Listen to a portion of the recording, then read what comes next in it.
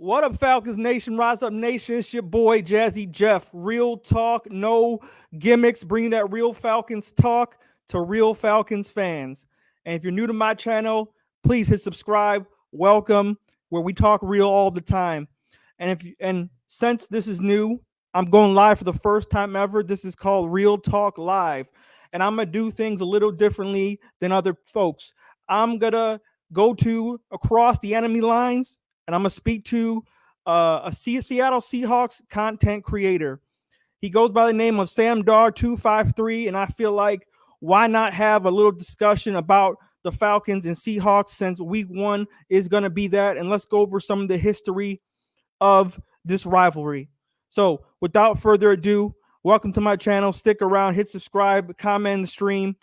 Please be respectful to everybody. I don't do the whole pettiness, fighting, arguing. I want you to be respectful to all my guests and anyone else who's a Seahawks fan who comes in here to watch my stream. All right. So without further ado, I'm going to bring him in real quick. What's up? Hey, yo, Sam Dogg, you hear me?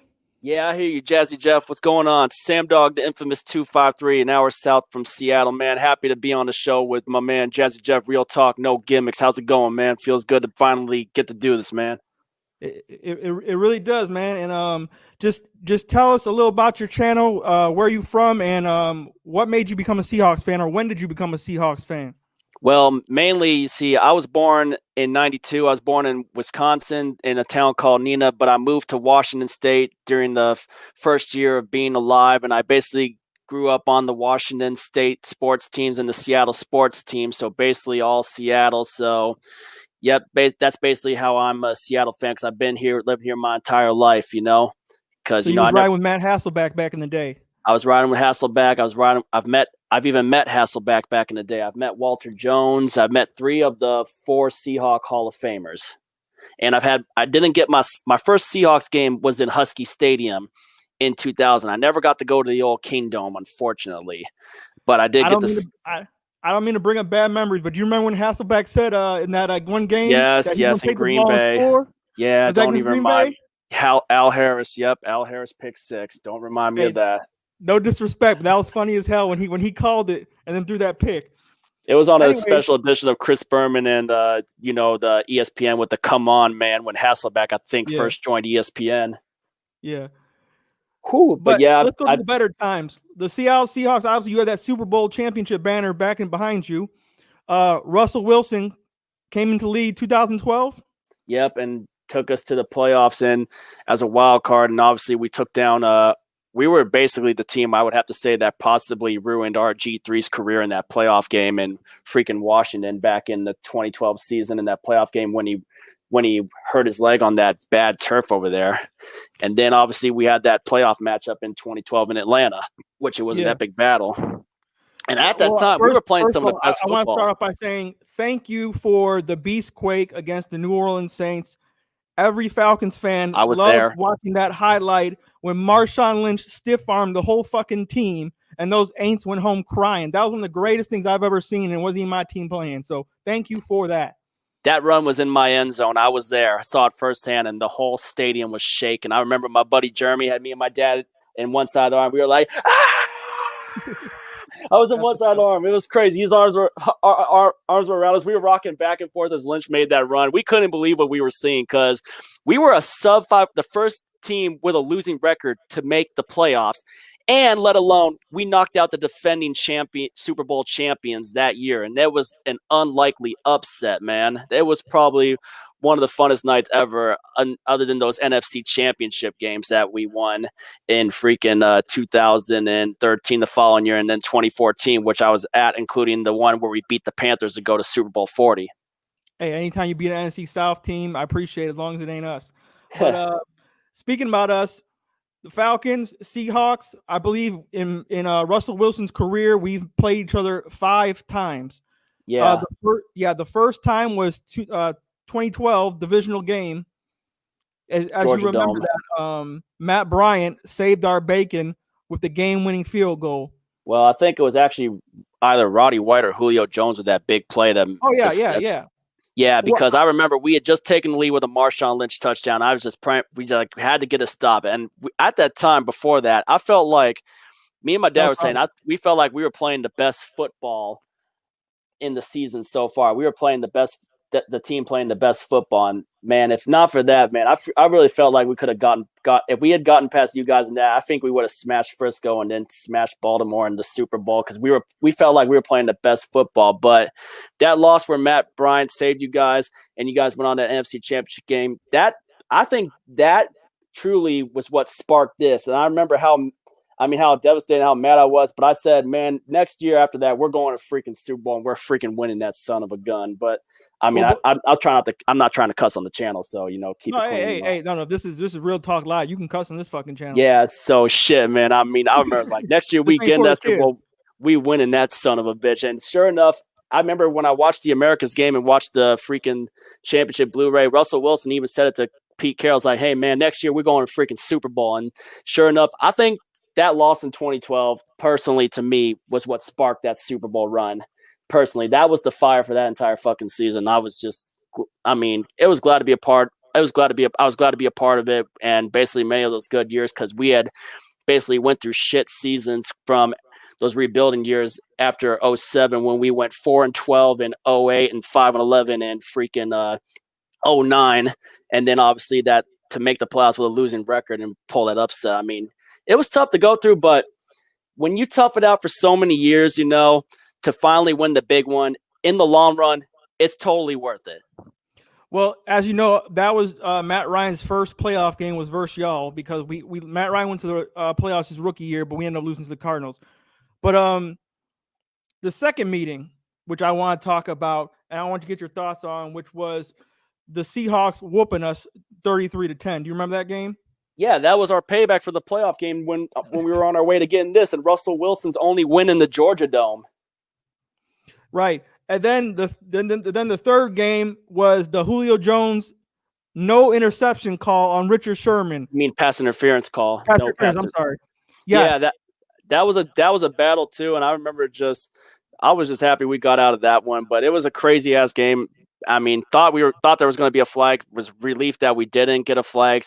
I remember about that game is that we didn't even have a single passing touchdowns. Our touchdowns came on the ground of the running game. I think we had 2 Kristen Michael touchdowns and one from a rookie named Alex Collins from Arkansas, who later was cut and was picked up by the Baltimore Ravens. And I don't think he's in the league anymore because he got in trouble with a DUI off the field. All right, well, let me pause real quick and go to the comment section real quick. Ultra Shadow 97 says, "Yo, what up, Ultra Shadow? Hey, thanks for supporting my channel all these time, man. You a good dude."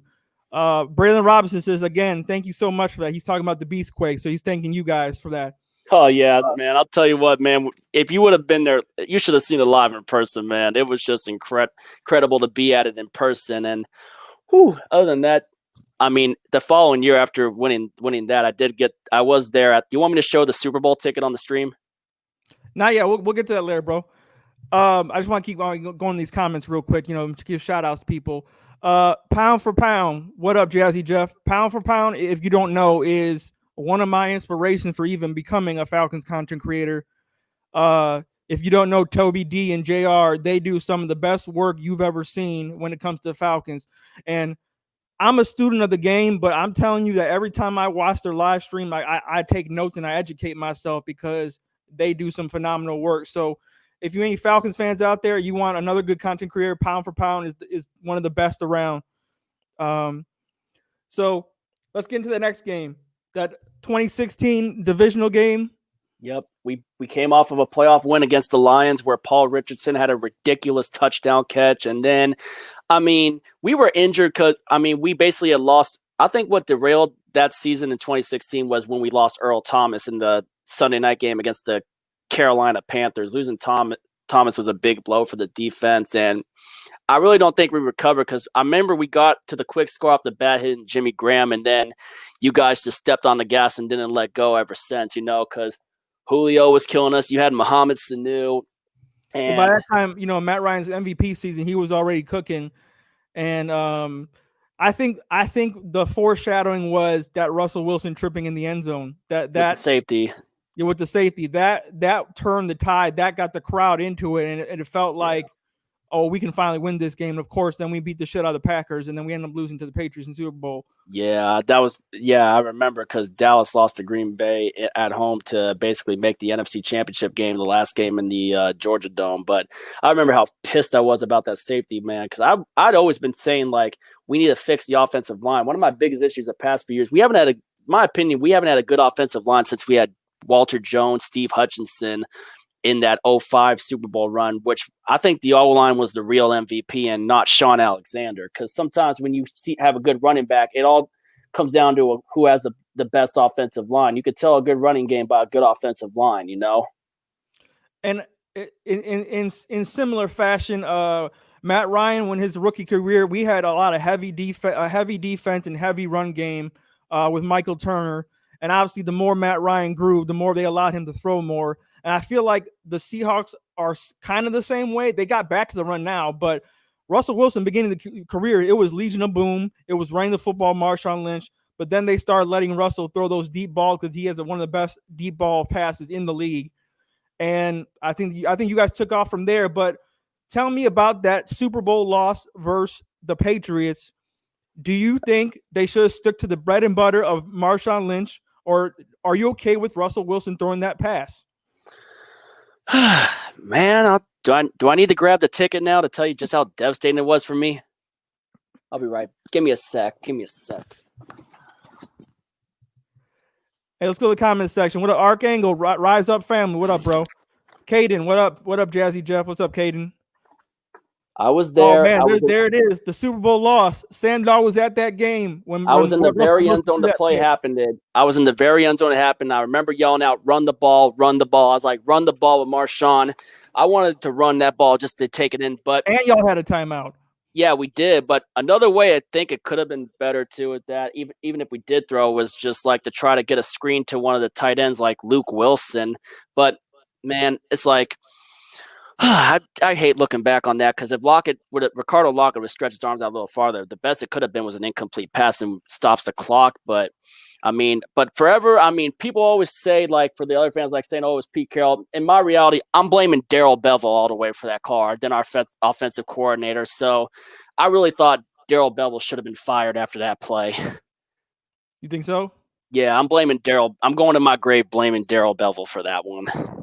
Now, as you know, Dan Quinn is our head coach, and he used to be on the Seattle Seahawks defensive unit. Yeah, I met him. You met him? I met him when he was our defensive coordinator. We used to talk by the tunnel every game. Before every home game, Dan Quinn would always come talk to the fans. He would always talk to us too. So tell me your thoughts and your personal conversations about Dan Quinn. Well, we just getting ready for the games and just trying to get the boys fired up. And personally, I think Dan Quinn was one of the best. He knew how to build a good defense. He was a great defensive coordinator for us. I mean, even when we had Gus Bradley with us too, it kind of helped build that Seahawks defense with the Legion of Boom and everything too. Those Legion of Boom days, they were fun, man. And I would always, like, back in the day, I would always talk to like Cam Chancellor and Richard Sherman when they used to come by the tunnel. Earl Thomas, I had a lot of conversations with. I knew Brandon Browner when he was still there. I met Byron Maxwell a number of times. Like, I was cool with all those guys too. And thankfully, at least Cam Chancellor was the only one that played his entire career with us too. Yeah. Well, as you know, Falcons fans over here, we kind of get pissed off with Dan Quinn because it took him half the season to realize that he couldn't manage running the entire defense by himself and running the team. And then the moment he gives up defensive play calling duties to Albrick and Raheem Morris, we start winning a whole bunch of games and shutting people down, including beating the shit out of the Saints. So, and then, of course, I'm grateful for you guys for beating the 49ers last year, which in those games, especially when you beat the Saints, and we weren't so sure what was going to happen those two games when you played Carolina, because when you guys were struggling, me and my buddy Dallas Stewart were calling you guys the Trap Atlanta Falcons for those trap games you played. Get it? Because those trap games, Atlanta, so Trap Atlanta Falcons. It's funny. I go by doing the opposite of what Colin Cowherd says. You know him? Yeah, I've heard of Cowherd, yeah. So in 2016, Colin Cowherd said the Falcons weren't going to make the playoffs at all, and we were going to be a bad team.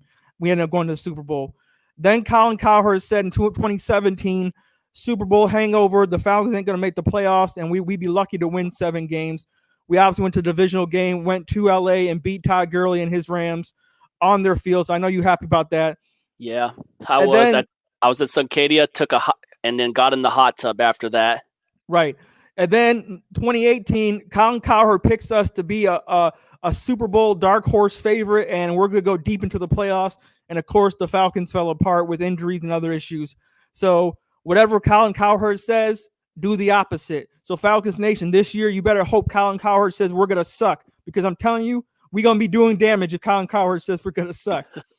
Cowherd, man, I got so many question marks on that guy, man, for real. Yeah. Even when it comes to stuff with my Seahawks and that too. Sure, I know he's had Russell Wilson on a few times, but I mean, and then Stephen A. Smith, man, is probably one of our biggest critics, along with Skip frickin' Bayless, man.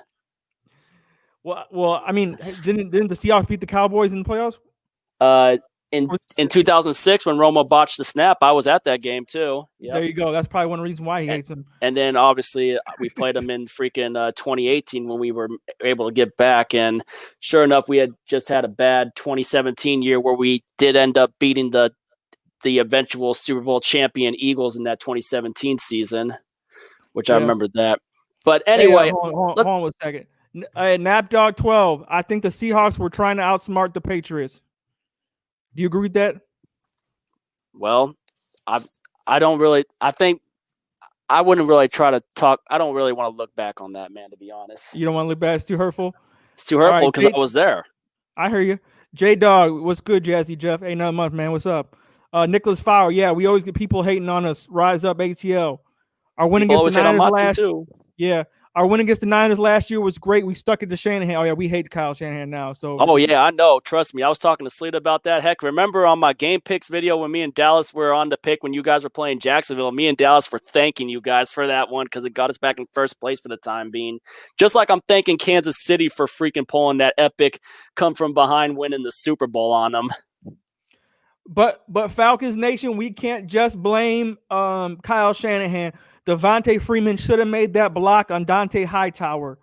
Matt Ryan still could have changed that play. There were so many mistakes. Robert Alford getting like 3 holding calls in a row. There were so letting Julian Edelman make that catch triple covered was ridiculous. That play should have never happened. So there's a lot of reasons. I understand we hate Kyle Shanahan, but he's not the only one. Hey, Anthony Wright, Jazzy Jeff was popping. What's up, Anthony Wright? I think him and Skip said something bad about us just weeks ago. Actually, I want to talk about real quick. Sorry. Nick Wright on First Things First. I don't know if you watch these shows.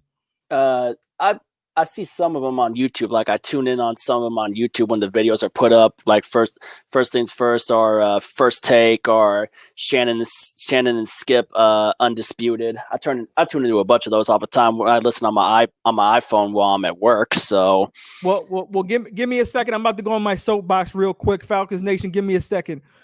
If you guys see it, you can go back and watch it this week. Nick Wright had Michael Vick on his show.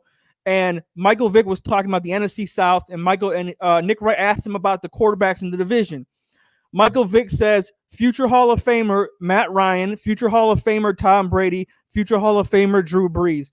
Nick Wright laughs and says, Matt Ryan, did you really just say that? And then he says, only his family thinks he's a Hall of Famer. I mean, the disrespect of Nick Wright is so wrong on so many things, and this guy has the audacity to say, Nick Wright said Phillip Rivers is a Hall of Famer. This is what I'm talking about. If you look at Phillip Rivers' resume, what the fuck has he done in compared to Matt Ryan? It's a joke. Phillip Rivers had LT in his prime. He had LT in his prime. He had Antonio Gates in his prime. That defense in his prime. Sean Merriman in his prime, and he couldn't cut the mustard. Okay.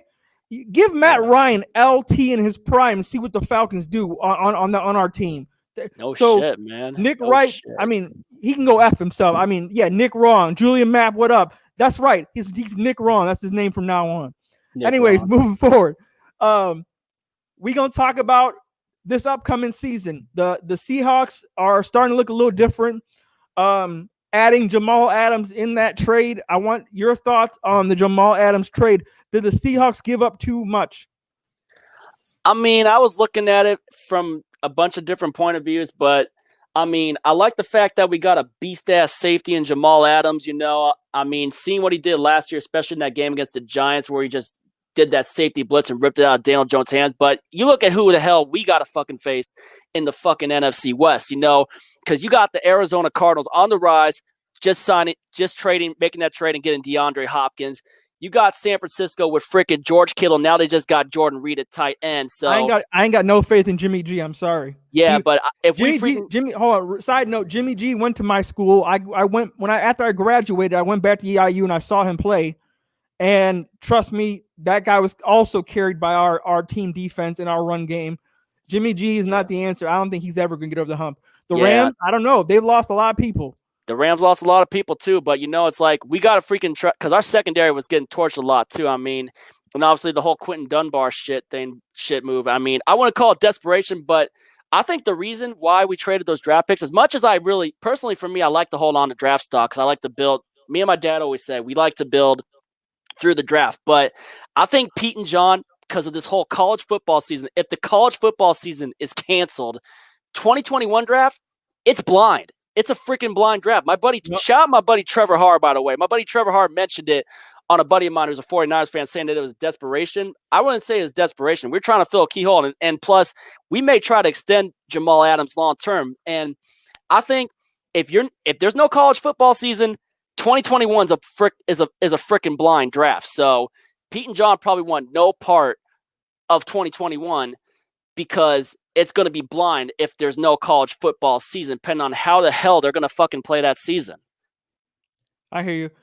Also, let's see. Let's go down the list real quick. The Seahawks added Greg Olsen this year.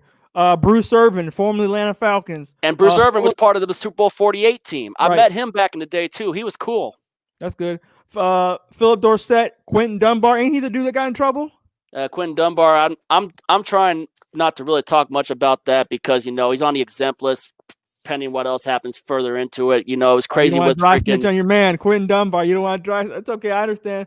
Yeah. And then plus there's the freaking, I think, if anything much, I'm really excited to see what Jamal Adams could do on this defense. We don't know what the hell's going to happen with Jadeveon Clowney. I know we drafted two guys in our pass rush. We traded up with the New York Jets to draft Darrell Taylor out of Tennessee, who's basically getting comparisons of Frank Clark and Chris Clemens back in the days from our Seattle defense. So hoping he's a good pass rusher and can get to the quarterback. We personally need pass rush too, and obviously O-line, because I've always been, talking about like how we got to fix the O-line. Then, of course, we drafted this dude out of Syracuse named Alton Robinson. Well, let's not get to the draft yet. I just want to talk about free agents right now and people you lost. You lost left tackle George Fant, and you lost Ifedi, right? I was saying hallelujah when Ifedi was gone because that guy costed us on so many penalties, so many holding penalties, so many false start penalties. I was happy as fuck when he left, and I'm going to say enjoy those false starts and holding Chicago Bears. So I guess you're not concerned about the losses then. I mean, let me talk real quick about the additions. Greg Olsen gets hurt a lot, so I hope you're not depending on him. Is Will Dissly healthy again? Because Dissly just passed his physical. Okay, but he came out of nowhere and was playing good. I hated the fact that he freaking broke his patellar tendon and then had the Achilles last year. I like Dissly when he's 100% healthy. I'm just for me personally, I'm praying to God that Dissly can play a full season because when he's healthy, he does damage, especially in the red zone too. He had those 2 touchdown catches from Russell Wilson in the big win against the Pittsburgh Steelers in week 2. Dissly, he freaking goes all out. I love having him. He's a great pass catcher. He played at University of Washington, just not that far from CenturyLink Field. Obviously, he's from Montana, but I love what he brings, and I'm excited about the addition of, we brought back Benson Mayowa for our pass rush, and obviously Benson Mayowa and Bruce Irvin both had 8 sack seasons on their respected teams. And Benson Mayowa, I think he actually played in the 2013 game because we originally had him undrafted. And I think because we had some injuries, he played in the game against the Falcons in the Georgia Dome, and Benson Mayowa ended up getting a Super Bowl ring from that 2013 season too. So I just hope that, we can just get back to getting after the quarterback and just getting sacks and that too, Yeah. Now, let's go to the comments real quick. Nicholas Fowler, Matt Ryan could outdo Philip Rivers any day. I agree with that. Falcons Nation, rise up. Hope all is well. Jeffrey, don't call me Jeffrey. Only my mama calls me Jeffrey, okay? That's when I'm in trouble. It's Jazzy Jeff Real Talk. Antonio Kim, Jazzy Jeff is in the house. Ultra Shadow, fuck Nick, right. These media analysts love to hate on our team. That's right. Antonio Kim, what up? These holding calls had me mad. Weren't they on fourth downs too? Yeah, they were. So I want to talk about our additions real quick. Todd Gurley and Dante Fowler, you know them very well, being in your division. Yes, NFC West. Dante Fowler was a fucking beast. I'm glad. By the way, thank you for freaking taking luring Fowler out of the Rams, because he freaking gave me fucking head cases during the times that he was there. Although I was glad we were able to beat him in Week 5 when we added Paul Allen to the Seahawks Ring of Honor, which his spirit basically, along with my other, because at the time I lost a friend of mine because he died in overdose. His name was Doug Rochester. I really felt him and Paul Allen both blew that kick to the right. You know, I mean, RIP to my buddy Doug Rochester, man, who was an awesome dude I like to drink with over when he was at Wazoo over in Pullman, Washington State. And then Paul Allen for just what he did, save my Seahawks in 97 when he was able to get the stadium referendum 48, which got a CenturyLink field built on the site where the Kingdom used to stand. So, yeah, I mean, what are your thoughts on Todd Gurley? Because Falcons fans nation are split. A lot of us, half of us are scared. I'm not in that group. Todd Gurley on his his quote unquote worst season had 800 plus yards, 15 total touchdowns, 12 rushing, 3 catching, and that's with a team. The LA Rams were first or second in passing attempts, and as well as you know, the Rams run a lot of jet sweeps, bootlegs, everything else, gimmicks, smoke screens. The Falcons don't do that. We gonna play action, and they don't have a Julio Jones. Their quarterback isn't Matt Ryan, so you're gonna see a zone cut and hit that hole running. So it's gonna be a different Todd Gurley, and we have all the weapons. We don't need to feed Todd Gurley a million times. So tell me your thoughts real quick on Todd Gurley, and do you think that he still got it? It depends on how the arthritis in his knee is going to play in there with him. But, you know, when Gurley was with the Rams, I mean, in the beginning, though, too, he was beast in that, too. But when they stopped running him in that, too, I mean, I think what ruined him, though, why he didn't have the best season that he did was because the Rams' offensive line was just terrible. I mean, granted, they still were able to beat us a second time around, though. But I think Gurley plugged in with guys like Julio Jones and Calvin Ridley and a quarterback like Matt Ryan. I think. And then plus, you know, I don't know how good the offensive line is with the Falcons, but I think it's going to be we're going to see maybe possibly a brand new Todd Gurley in this Atlanta Falcons system. So, I mean, I just hope it doesn't happen against us Week 1, LOL. But, you know, it's like, because we're all too familiar with Todd Gurley. I remember when me and my buddy Adam, at first, when the day Gurley got released by the LA Rams, he said, watch Todd Gurley go to Tampa Bay. I'm like, no, I'm going to say Atlanta. The first team I thought Gurley was going to go to was the Falcons because of Georgia. I thought he was originally from Georgia, but he grew up in North Carolina, played high school ball in North Carolina, but he went to Georgia. So the Falcons were my first guess, but then my second guess was Carolina because maybe he might wanted to go home to his home state, though, which was North Carolina, you know, and like you said, when we had that private talk that he turned down NC to go to Georgia. And then sure enough, I remember I'm at my parents' cabin in Cle Elum, and I wake up to a text that next morning, and it's a text back from my buddy Adam, and he said, "You called it, Gurley to Atlanta." And I was like, it's because I knew that it was most likely going to be Atlanta because you guys had just released Devontae Freeman. And we almost signed Devontae Freeman too. We were going to offer him $4 million, but then we decided to Carlos Hyde. Oh, no, Devontae Freeman thinks he's worth top running back money still, and he wants to hold out for more. So that's why he still hasn't had a job. It got so bad, his damn agent left him. I mean, that's how Devontae Freeman must be delusional. The man's injured a lot, can't block, back. And I think Marquise Blair was the one that stripped him in our last matchup in Mercedes-Benz Stadium, or was it Bobby Wagner that stripped him in the red zone? Was it Wagner or was it Marquise Blair? I think it was Wagner. Yeah, because also our rookie safety, Marquise Blair, was making some plays in that game too. And then also you had in that game too, we didn't talk about our last matchup because Chris Carson had like you said, Carson had 83 rushing yards, and then I remember that game last time we played was DK Metcalf's first multiple touchdown game where he had the 2 touchdowns in the red zone. And then I remember Michael Kendricks had the interception in that game too. And then I think Clowney stripped you guys on before the half in that game. And this is crazy because y'all had Matt Schaub throwing 400 yards on us too after that. Yeah. And I thought we should have blown you guys out. I was furious about that. I want to get to that game because our last meeting, y'all beat us 27-20, but Matt Schaub was in the game because Matt Ryan was out with an injury, threw for 460 yards. The difference was Chris Carson with those 20 carries, 90-something yards. And if you don't know, the Falcons' Achilles heel is getting run up the middle. If you try to zone stretch run on the Falcons, our linebackers are way too fast, and they'll catch running backs. They're trying to do that. But I'll tell you what the difference right was up the to middle, me. So and the Seahawks, Chris Carson and Rashad Penny, if great running backs, they can stay healthy. Yes, they're bread and butter. They come right up the middle, and our offensive line. You asked about our offensive line. Chris Lindstrom, our first round pick, injured almost the entire season. Barely didn't play at all. Caleb McGrary gets injured.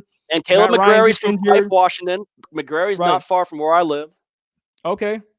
So they're both back healthy. Matt Ryan's back healthy.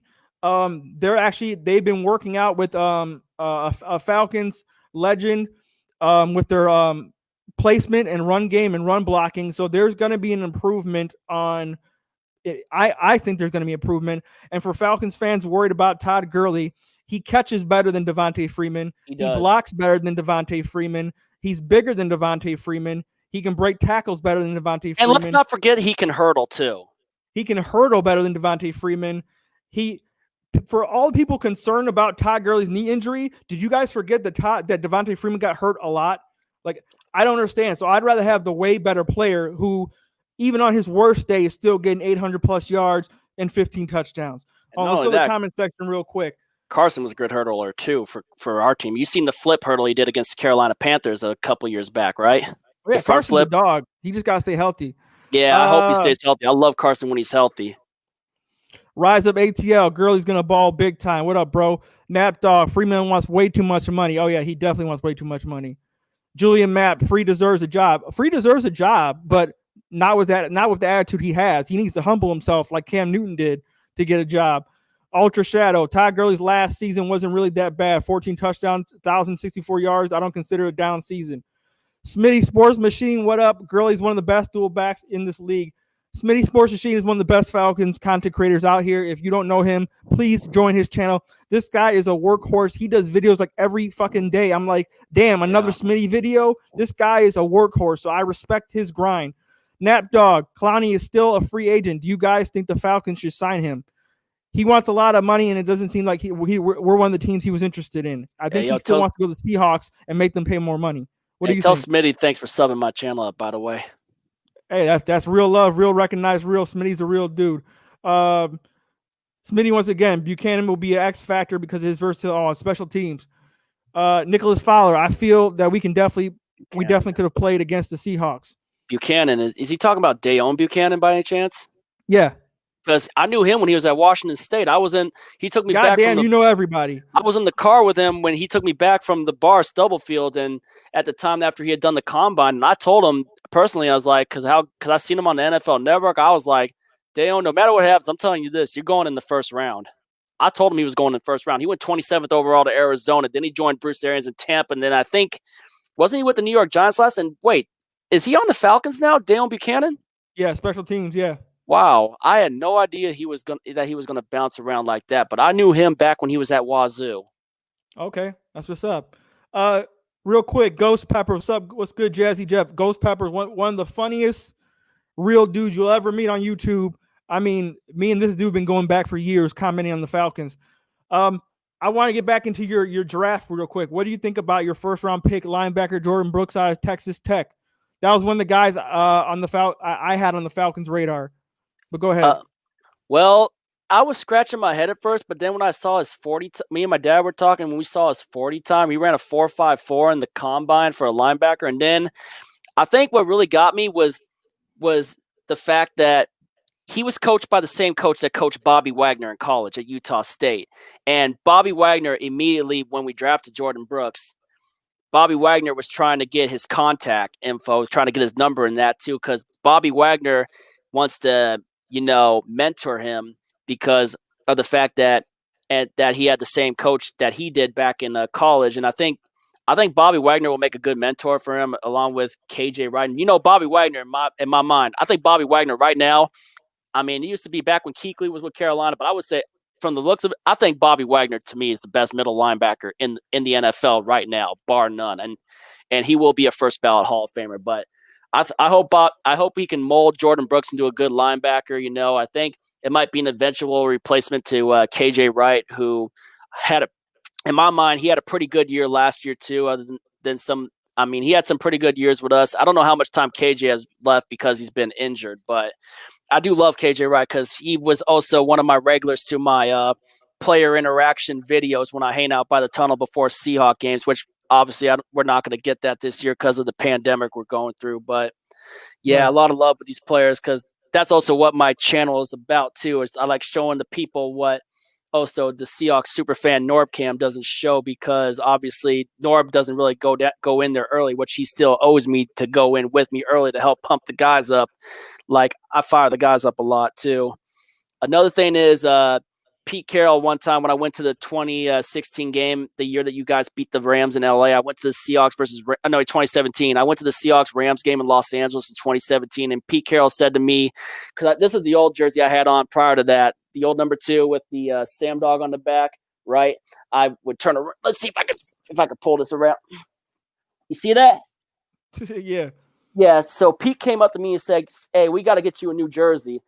And then we beat the Rams 16-10. I celebrate that win with Richard Sherman.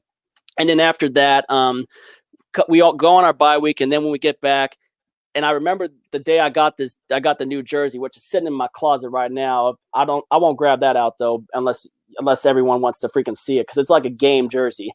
Pete surprised me, came out with it, and I was just so happy. He didn't have to do it, but I'm forever grateful to Pete Carroll for what he did for me. He didn't have to freaking do that. And I was thanking him. That's why I'll never badmouth Pete Carroll, because of what he did.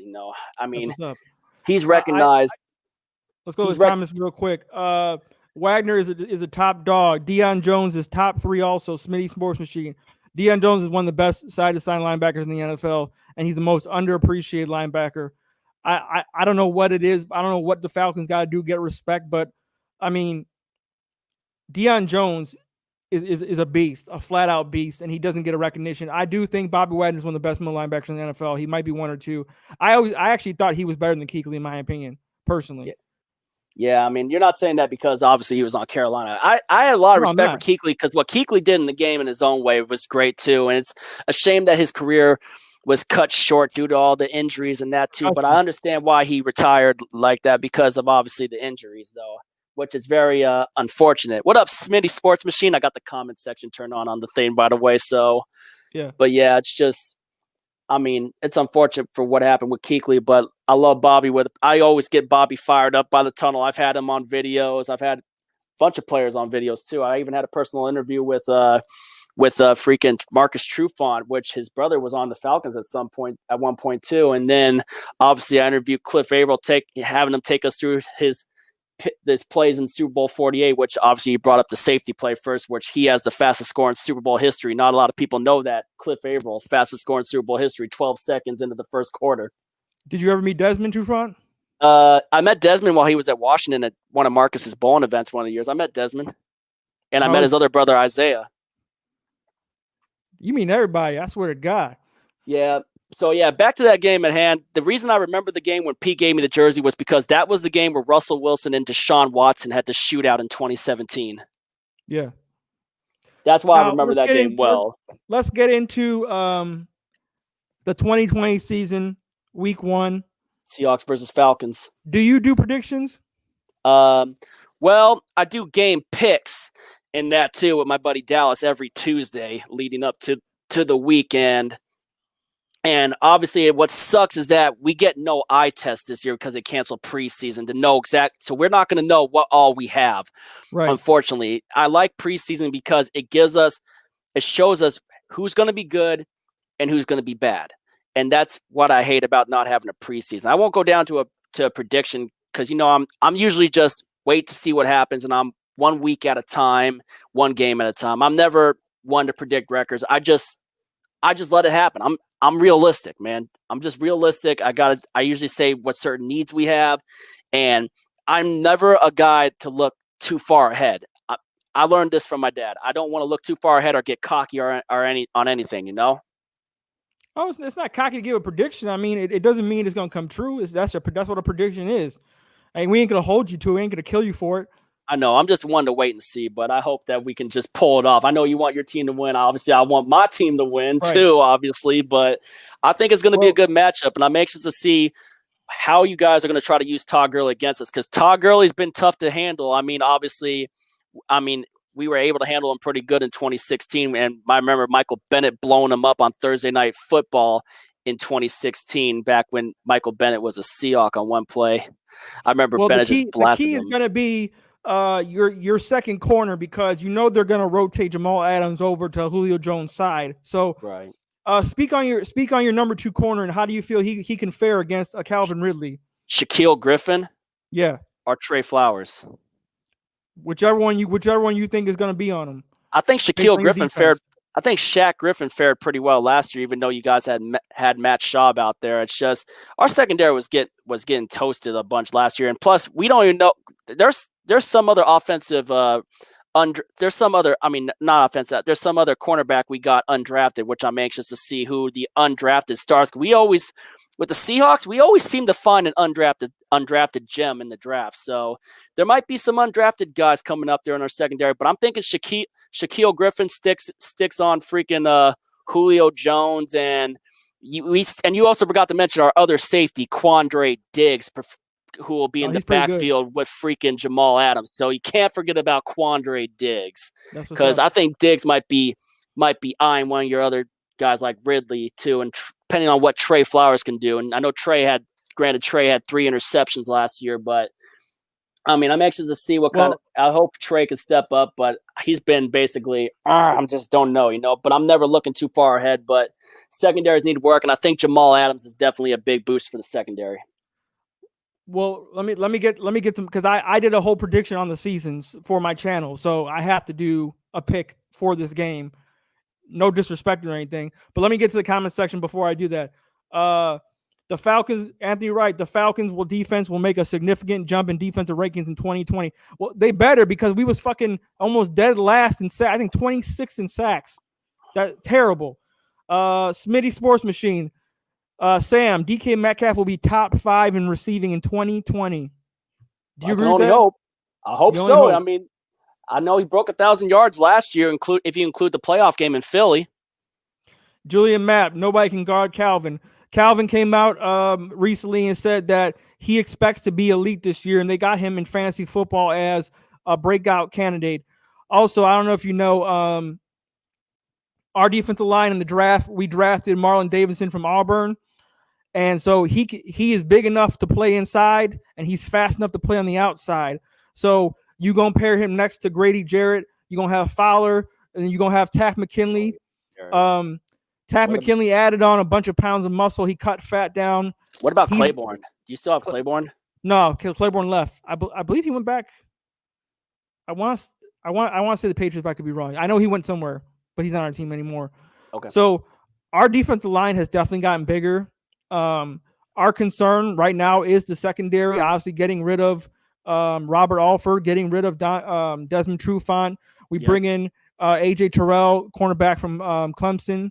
So we'll see how that works. But if the front 4 hold up, we will be fine. And I think finally we'll be able to stop your run game, because that's the key. I know Russell Wilson is dangerous, and he's the magic man back there, and he can drop dimes. But we all know when you watch the Seahawks, it's that run game first. Because but we mostly need to start airing it out. We need to start becoming a passing team. It's not always all. I know we like to live and die off the run, but personally, I want to see us become a passing team. But if you get down looking back to the last game, though, I think personally for me, it comes down to turnovers. And if you remember the last game, we had 2 turnovers against you guys, and it all going to come. I think this game comes down personally to who wins the turnover battle, because that's how it was decided the last couple of times is when the Seahawks play the Falcons. Personally, for me, I think it's been whoever won the turnover battles won the game. And basically, last game we had the Kendricks interception and then the Clowney strip sack with the recovery by Ziggy Ansah before the half last year too in that game. I'm not no homer. I don't go, oh, Falcons blow out every team. Like that's just stupid talk. So I got the Falcons winning at home 28-24 because I just think the home field advantage will matter. If it was in Seattle, I probably would have gone the other way. But I think it's definitely gonna be a close game, probably a field goal game. Yeah. And just how I know we win games and how we lose games. If we don't stop that run, Russell Wilson will have all the options available. Everything in the playbook is open, and he's way more dangerous that way. When we stop the run and put him in more predictable situations, no disrespect, but I don't think the Seahawks have the wide receivers the Falcons have where they can get you out some bullshit. Russell Wilson can get you out bullshit with his legs and the deep pass, but I think it's way more easier to defend Russell Wilson when you know it's a deep down and distance. So if he's getting second and 3, third and 2s, it's very hard to stop the Seattle Seahawks, especially with our line. We have a smaller defensive line. We do speed to power. We're not the biggest line, so big offensive lines push us around a lot. That's our problem. Anytime we face a big offensive line, we struggle to stop the run. So if we can stop the run with the new acquisition of Marlon Davidson inside and Dante Fowler coming off that edge, we'll have a great chance to stop the Seahawks. Well, pending this, though, I mean, obviously, for me, I'm always tired of seeing Russell having to run for his life, which is why I've always said, like, get offensive line and everything, too, so Russell can have time to step in the pocket instead of, having to scramble and use his legs. But other than that, when we go for this pick, I mean, I'm never really liking predicting scores, but obviously for this one, though, too, if we basically are able to get the turnovers and capitalize off turnovers, I'm going to go ahead and I'm going to obviously pick my team. I'm going to go Seattle winning by a score of, I'm going to go freaking 28-21. It'll be a touchdown game. I'm going to go 7-point game. That's what it was last year. I'm just going to go off of that. Either 28-21 or if it's close, maybe 27-24. 27-24? Are those two scores reasonable for if I was to pick a Seahawk win? Oh, yeah. Hey, you ain't got to apologize for repping your team, man. You ain't never got to do it to me. Let's go to the comment section real quick. Diggs is a solid safety. Anthony Wright, Sam Dogg, you single up Calvin Ridley, your defense will pay? Oh, so your defense will pay if you single up Calvin Ridley, he's saying. We'll see about that. I mean, we'll see what happens with that too. Usually, I mean, I remember the last game though. I think mostly that last game when you guys are coming back, that was mostly Julio Jones. Julio was killing us with Matt Schaub. Well, I mean, he kills most people. I think Matt Schaub at one point was your backup to Michael Vick when he first came in before he did what he did with the Houston Texans. Yeah, and Matt Schaub has been a backup for fucking forever, and we keep signing him. And Falcons fans might want to be mad at me over this, but I'm sorry. He's old as fuck, and I think we should get a new backup. He needs to retire. Schaub needs to retire. We have Ben Kirk, and a lot of Falcons fans know about him, and he's pretty decent as a backup, but he got injured, so hopefully he can come back. I have faith in him. We also have Danny Etling from the Patriots, but he's more of a camp body. They haven't used him past that. Let's go to the comment section. Julian Mapp, Falcons 27-17, rise up. Ultra Shadow 97, Claiborne went to the Cleveland Browns. Okay. Claiborne went to Cleveland, huh? Yeah, he went to Cleveland. Damn. And then I remember Vic Beasley went to the Tennessee Titans. But he's holding out. He's not even showing up to camp right now. He's a no-show. I thought, did he opt out because of the whole coronavirus thing? No, he hasn't opted out. He's just not showing up. Damn, which fucks the Falcons over because it basically will ruin our pick if he doesn't show up. It's conditional, so he's basically fucking us up without even being on our team. Let's see. Check people in the comment chats. I want to know if anyone thinks 2021's NFL draft will be blind, pending what happens with college football this year. It probably will. Kojak Nantucket, rise the fuck up. What up, JJ? What up, bro? Let's see. Paul Mack, what up? 21-17 Falcons win. Smitty Sports Machine. If Treadwell gets the number 3 position, I'll give Ridley a chance to destroy any defense in the slot. Smitty, what about Russell Gage? I think he's way better than Treadwell, and he should definitely be starting over him. 23-20 Falcons. Julian Mapp, Fabs. Like I said, Shab gotta go. Jazzy J. Yeah, his old ass gotta go. Like I said, 28-21 Seahawks are 27-24 close battle. If Anthony not, Wright, don't apologize for picking your team. Like I said, don't ever apologize for picking your team, bro. But if Russell Hayden Hurst will also ball. If Russell Wilson's cooking and hitting his receivers all over, then let's be real. It's going to be a long-ass day. It's going to be a long-ass day for you guys if he's cooking like really good. And this ain't shit talking. I mean, because I came in here just to have some fun with you. And, because I've been subbed to you for a little while. Heck, I think you were actually the first one to comment on one of my videos on my channel when I think on one of my game picks, was it? I mean, what was the first one of my videos you came in on? Was it when we first played you guys last year? Yeah, it was a Falcons Seahawks game, yeah. Yeah, and then I subbed you up, and obviously I like your intro with the exotic cars driving and everything too. Because do people want to also know what I do off of football too? Just go ahead and say it. Yeah, I like looking at cars. I like exotic cars. And because of COVID-19, I haven't been able to, go to the car meets I like to at Redmond Town Center. And I've known people with Ferraris and Lamborghinis, like top-notch exotics, and I've freaking gotten to ride in some of those cars over the year. My car videos are pretty cool. You can see my exotics at RTC videos in my channel, too. Make sure you guys also come in and sub up my channel. I'm actually 13 subscribers away from 1,000. But also, we got to, for new people, if there's any Seahawk fans from my channel that came on this, because I told people to come from my channel to jump in on this. Too afraid to come in here, man. It's the Falcons nest, man. It's Falcons Nation. I don't know. I told people to sub you up, man. I even told some of my people to come in there and sub you up. I was sharing it on my social media and that too, from the video that I was going in there. You said you was 12 subs away from 1,000? 13. 13. Let me check real quick. Hey, Falcons Nation, help this man out. 13 subs away from 1,000. Sub this man up. I'm pretty sure we got 16 people in the chat right now. Hit the thumbs up, like this video, subscribe to my channel, subscribe to Sam Dogg's channel. What? Sam Dogg The Infamous 253. Sam Dogg The Infamous 253, 13 subs away from 1,000. Help this man out like everybody else helped me out. This man helped me out as well. So sub this man out. Let's go to the comment section. We need to move Shab out. B-Baller DD. What up, Jazzy Jeff? Good to see you, fam. Rise up. What's good, Sam Dogg? Welcome. Paul Mack. Vick is holding out. What the fuck? Yeah. He's just a no-show. He hasn't showed up for his COVID test, so the Tennessee Titans don't even know what's happening with him. Shab didn't show up for a COVID test? Damn. No, Beasley. No, Beasley on the didn't Titans, show up for a COVID test. Yeah. But I appreciate the welcome Wright, from all Seahawks, you guys. Anthony Wright, Seahawks 24, Falcons 34. Let's keep going down. Shab needs to fucking leave. See, this is how my channel works, bro. If you want to talk shit, you can talk shit. But I'm just letting you know that I swing back, and I'm like fucking Mike Tyson in his prime. I uppercut Muhammad Ali. You're like Muhammad Ali. They call him Cassius. But hey, that was before my time, So I was born in '86. I grew up on Mike Tyson. I met Mike Tyson in the airport. True story, real quick. I was a little kid, and I was in O'Hare Airport in Chicago. Oh shit! What happened? Jeff, where'd you go, buddy? Shoot, Jeff, we lost you. All right. Dang. We lost Jeff, man. We lost Jeff. Crud. Oh, man. Hello? Yeah, I see you. What happened? So, yeah, I hit some button and got lost. Sorry, my bad. Can y'all hear me? You met Mike Tyson, and tell us about that. Because last time I was in Vegas, I saw Floyd Mayweather at Dre's nightclub in Vegas. You can hear me? I can hear you.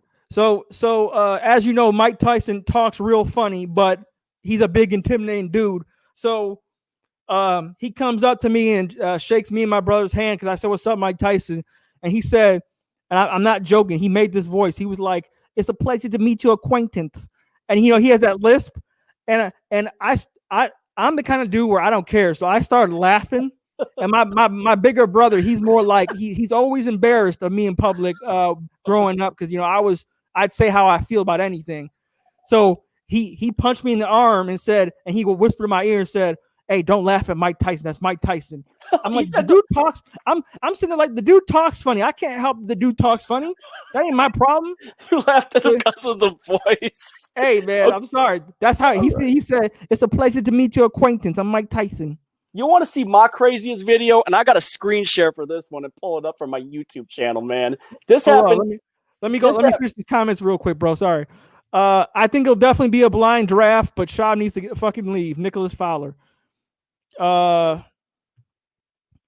Edgar Sosa. Oh, hey man, we don't disrespect people in here like that, bro. So if you can't be respectful, then you just gotta go. Paul Mack, been a birdie dirt since I was a baby in Tampa, Florida. Now, hey, my boy lives in Tampa. I was at the game last year. Deion Jones pick 6 game winner versus Jameis Winston. I was right there on that side, and I had a Buccaneers fan in front of me was racist, talking about our kicker who's South Korean. Little side note: our kicker South Korean Younghoe Koo, and he's sitting there talking about hey, your kicker needs to go eat some egg rolls and blah blah, talking a whole bunch of racist shit. And when we hit the game winner, that dude didn't say nothing. And I said, hey, what about those egg rolls now? I said, what about those egg rolls now? And he didn't say shit and just walked away. All right. You want to see? Do you see the screen share on my thing? Yeah. Yeah, because I got to show y'all this freaking video, man, from freaking 2013. One second, bro. I wanna get through all these real quick because I wanna make sure I don't miss anybody. Right. Antonio Kim, just subscribe, Sam. Nicholas Fowler. Tell him I'll definitely subscribe. Yeah. So Paul Mack. Oh, we gotta go to game together. Hey. Once we get a vaccine, I'm definitely going. But I ain't fucking with Florida until they get a vaccine. I'm telling you that right now. Because as you see by the news, Florida don't give a damn. So and my friend tells me all the time about people out there having parties. He shows me Snapchats and stuff. People out there no mask having hotel parties and whatnot. So I don't even get a haircut. I cut my own hair. I'm not getting a haircut. I'm not going to no movies until I get a vaccine. I ain't taking that risk. Screw that. Taking that risk. But yeah, basically though, I don't know if anybody can see my screen share through your screen on the freaking YouTube. Try to add it. There it is, right there. Yeah. So check this out, man. This happened to me in 2013. This is the funniest video. Listen to it all the way through. Hey, what up? This is Sam Dogg. I'm with my big homie Uncle Snoop Dogg, man. He just performed a big show. Tell him what's up, Snoop. And can you give a shout out to my girl Haley back in Pullman? Yeah, me and Snoop Dogg in 2013. What's she in Pullman? WSU, man. Okay, that's right. This video gets hilarious, man. What up, talk to this girl out there in Washington State? And no, I had my nickname way before I met Snoop. You understand me? I love you, Haley. Uncle Snoop Dogg going hard in the yard. You better give him something. He ain't got this dropping me on it now. I'm about to get you his autograph for you. And I gotta get it for and me. You better give him some. Let him put it in this time. He's only saying it because I love you, Haley. And I love you, man. And by the way, that's what's up, man. It gets funnier from here. That's a skinny motherfucker, man. I mean, he cool as hell, but he's still the same size since the 90s, bro. Listen to this part. Snoop takes over the video. Hold on. Anthony writes, where we at? Oh, what happened to comment? Oh, LOL. Starters: Anthony Wright, Dante Fowler, Grady Jarrett, Tyler Davidson, Tat McKinley, Foye Olakun, Deion Jones, Deion Buchanan, Isaiah Oliver, AJ Terrell, Keanu Neal, Ricard Allen. All right. Oh, by the way, Foye Olakun was removed off the COVID list, so he's back. We got all our guys pretty much back. All right, hold on. You guys got lucky. Do you guys have any guys on the COVID list? No, we don't. We had Chance Warmack opt out though. But go back to my video. I got to show you the funny part of this video. You got to listen closely to what Snoop Dogg says. Trust me. Put it back on that. We're not gonna play this. We're not. The whole thing. I know it's the last part. It's at the end of it. All right, go ahead. 1 minute 13. Give him a song. Let him put it in. And I'm shouting out on At least that. let him put the head in, Haley. Yeah, just the head. Just the head, okay? Can I get the autograph now? Did you hear him say at least let him put the head in? Hey, Snoop Dogg is a damn fool. He's hilarious as fuck, man. He is hilarious as fuck, man. That's one of my, I shared that video when I hit 500 subs. That's why I put that video up on the YouTube when I got 500 subs originally because of how freaking hilarious that video was. It was probably one of my greatest videos ever, man. I mean, especially on my social media, is that too. A lot of people were like, "Dude, Sam Dogg, you met Snoop Dogg," but I had my nickname since 2002. That happened in 2013. Okay, well, that's what's up. Hey, speaking about COVID, do you think that the NFL should have adopted a bubble like the NBA did at the beginning of the season before the season started? Abso-fucking-lutely, man. They definitely should have done that shit, man. I mean, to just play it safe. I mean, but which bubble would they play in? I mean, would they play it in a dome? Well, recent reports are saying that the New Orleans Saints, we call them the Aints over here, they created their own bubble to protect players on their own. So I think if the NFL could have done that, I mean, you could have each city could have just, had rented out a hotel for the year and then just play in the bubble and just have them live there, have them eat there, have them practice right next to the facility, and, you'd be good. The NBA just reported that 0 positive COVID tests in the NBA bubble. 0. That's a positive, man. So that's proof the bubble works, and I think definitely the NFL should have made it. But I'm glad that both of our teams are looking like they're going to be 100% coming into this week 1 game, because I don't want any excuses on this game.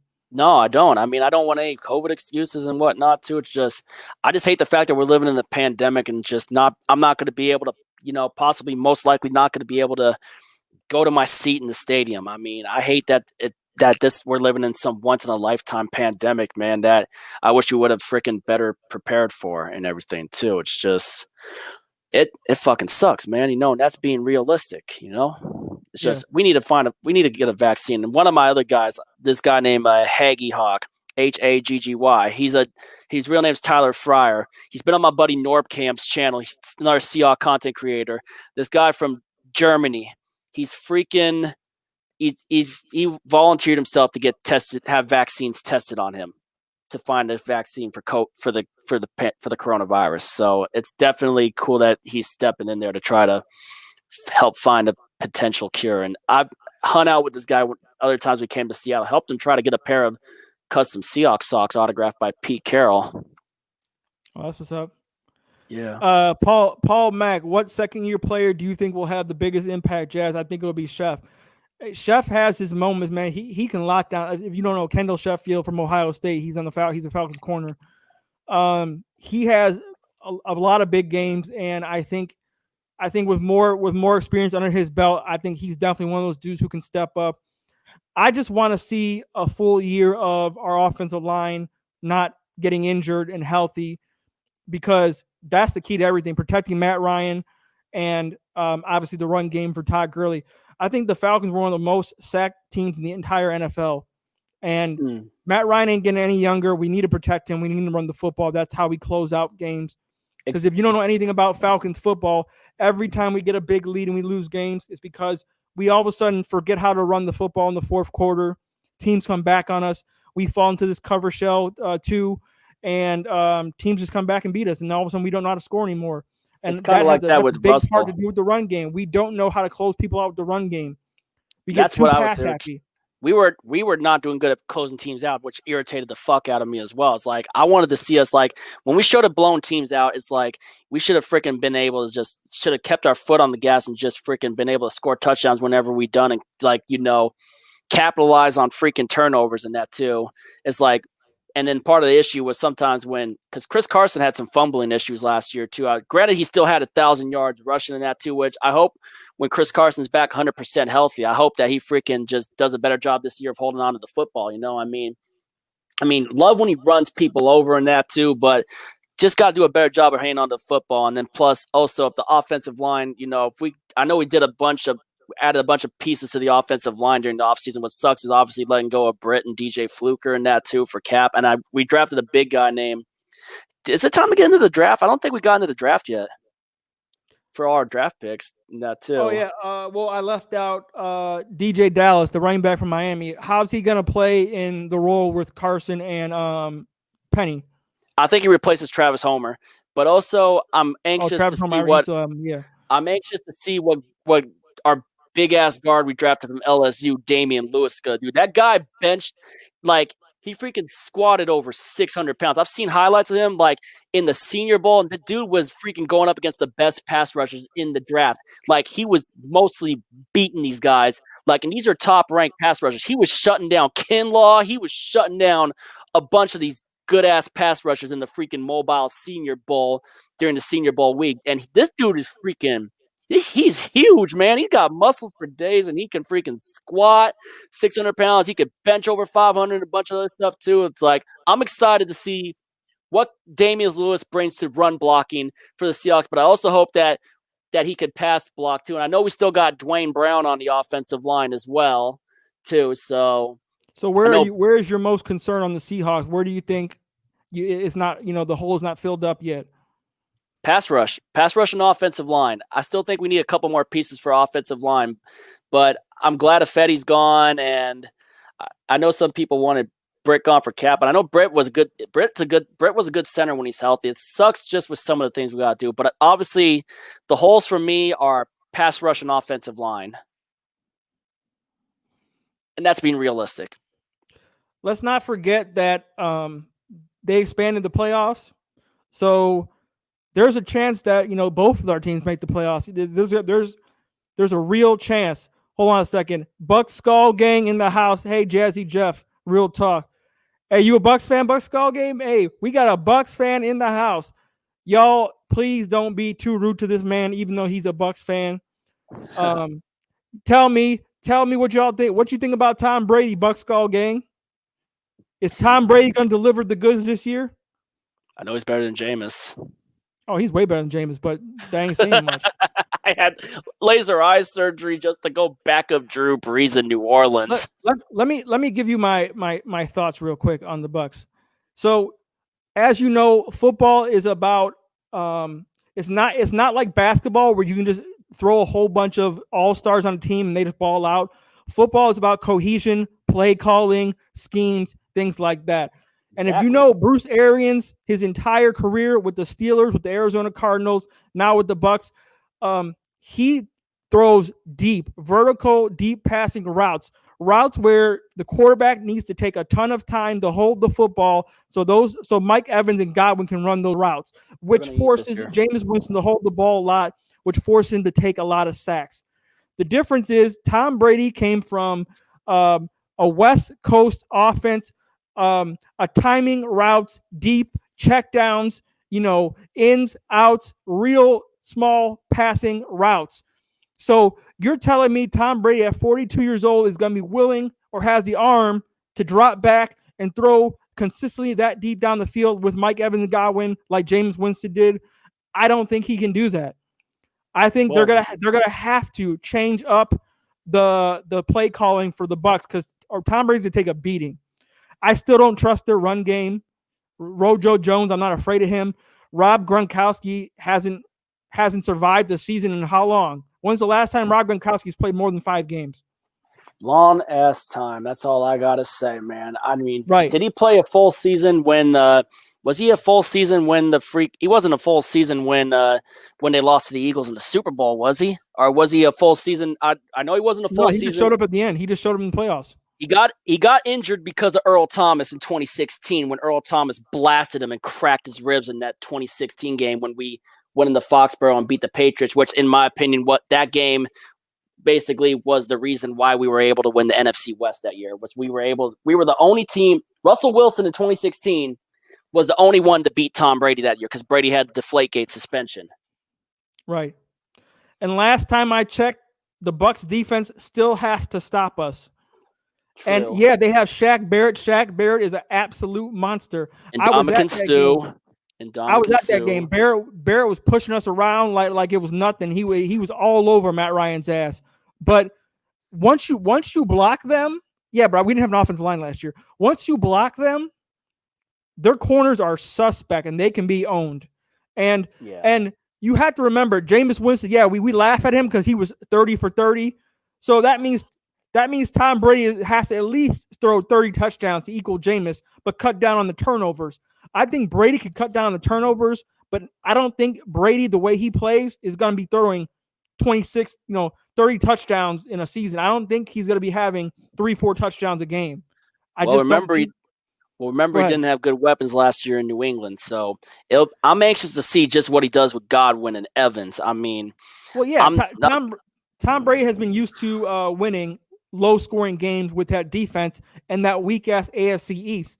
But now he's in a beast of a division where you have to score points or you will lose. The Panthers, the Saints, us, we don't win games. We don't win games by scoring 10 points. This ain't the AFC East. This ain't the Bills.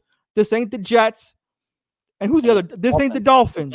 And the Dolphins have been able to, and Brady has struggled mightily the last few years that he's played against the Dolphins. I mean, they lost on a fluke Miami Miracle, and then they lost to freaking Fitzmagic, and the Dolphins, they weren't even in the playoffs, and they freaking shifted the entire outcome of the entire freaking AFC playoff picture. Hence, the Chiefs got the 2 seed, and then obviously nobody saw the Tennessee Titans coming, pulling that upset, which Brady's last pass was pick 6 by Logan Ryan, a former Patriot, and then let alone go into Baltimore and upset the MVP in Lamar Jackson, which was a pretty freaking great game plan that freaking Mike Vrabel had with the way they were forcing Lamar to the outside. They freaking exposed Lamar Jackson too. So, how they do it. So the last time Brady was dropping back slinging it was when he had Randy Moss and Gronk was actually, healthy, which he's not. I mean, do you first of all, we don't play them to what, week 15, I think? Do you really think Rob Gronkowski to be healthy by then? We don't know that. That's the biggest question mark out there is, can Gronk stay healthy Can Gronk play a full season with Tampa Bay? And then, plus also I forgot to mention last year, thank God, that we beat Tampa last year with Bruce Arians, because Bruce Arians really had our number in Seattle since he was with Arizona. So I'm glad we stopped his fucking streak last year. Right. But Rob Gronkowski the Rob Gronkowski picture, sorry if I'm kind of interrupting in ways, but I think if Gronk stays healthy, then, up to week 15, it'll be interesting. But let's see if his age kicks in and let's see if he can stay upright, But I'm not counting on him to stay upright. And Drew Brees getting long in the tooth. He got injured last year. So is Tom Brady going to make it to week 15? We don't know what that Bucs team's going to look like by week 15. So let's not act like they're just going to be full strength and they have prime Gronk. They have prime Brady. They don't. Let's not remember what didn't Brady end his season last year on a pick 6? Wasn't that? I just said it. Logan Ryan pick 6. Logan Ryan. That's right. Let's go to the comment section. Ghost Peppers, Jazzy Jeff. Will the Falcons be able to find the balance in Dirk Cutter's second season? They better, or else Dan Quinn's going to get fired. I mean, he on the hot seat. This is Dan Quinn's put up or shut up year. So we better do. There's no excuses this year. Dallas and I said that last year after you guys beat the 49ers. Like, that game against the 49ers maybe possibly saved Dan Quinn his job for now, depending on what he does this year with the defense in Atlanta. And then, obviously, I'm anxious to see what we're going to do. I hope this is a year where Schottenheimer isn't really controlling the games with the offense. I just hope that, because when Russell's calling the plays, Russell's cooking. I hope for my Seahawks, this is a let Russ cook year for my Seahawks. I feel like we got to let Russ cook with the receiving core we have. And plus, if Josh Gordon gets reinstated, there might be a possibility that we bring back Josh Gordon. And I don't want to get into Antonio Brown with the freaking head case that is with his 8-game suspension and everything too. So I've been telling people basically with the whole thing, just, with the head case he was just like, dude, guys need to just shut the fuck up on Antonio Brown. That's just me though. But if whatever happens, it's like, I mean, it'll be interesting to see what happens with this whole Antonio Brown saga. But if Josh Gordon gets reinstated, I think Josh Gordon said if reinstated, he wants to come back to us because he wants to come back to Seahawks. Okay. Jack Barry, what up, man? Can we have some NFC playoff predictions? I don't want to look that far ahead. I obviously think that the Falcons are going to make the playoffs. I will do a breakdown video of every Falcons game in another live stream, but I definitely think that the NFC South can have at least 2 playoff teams in the playoffs.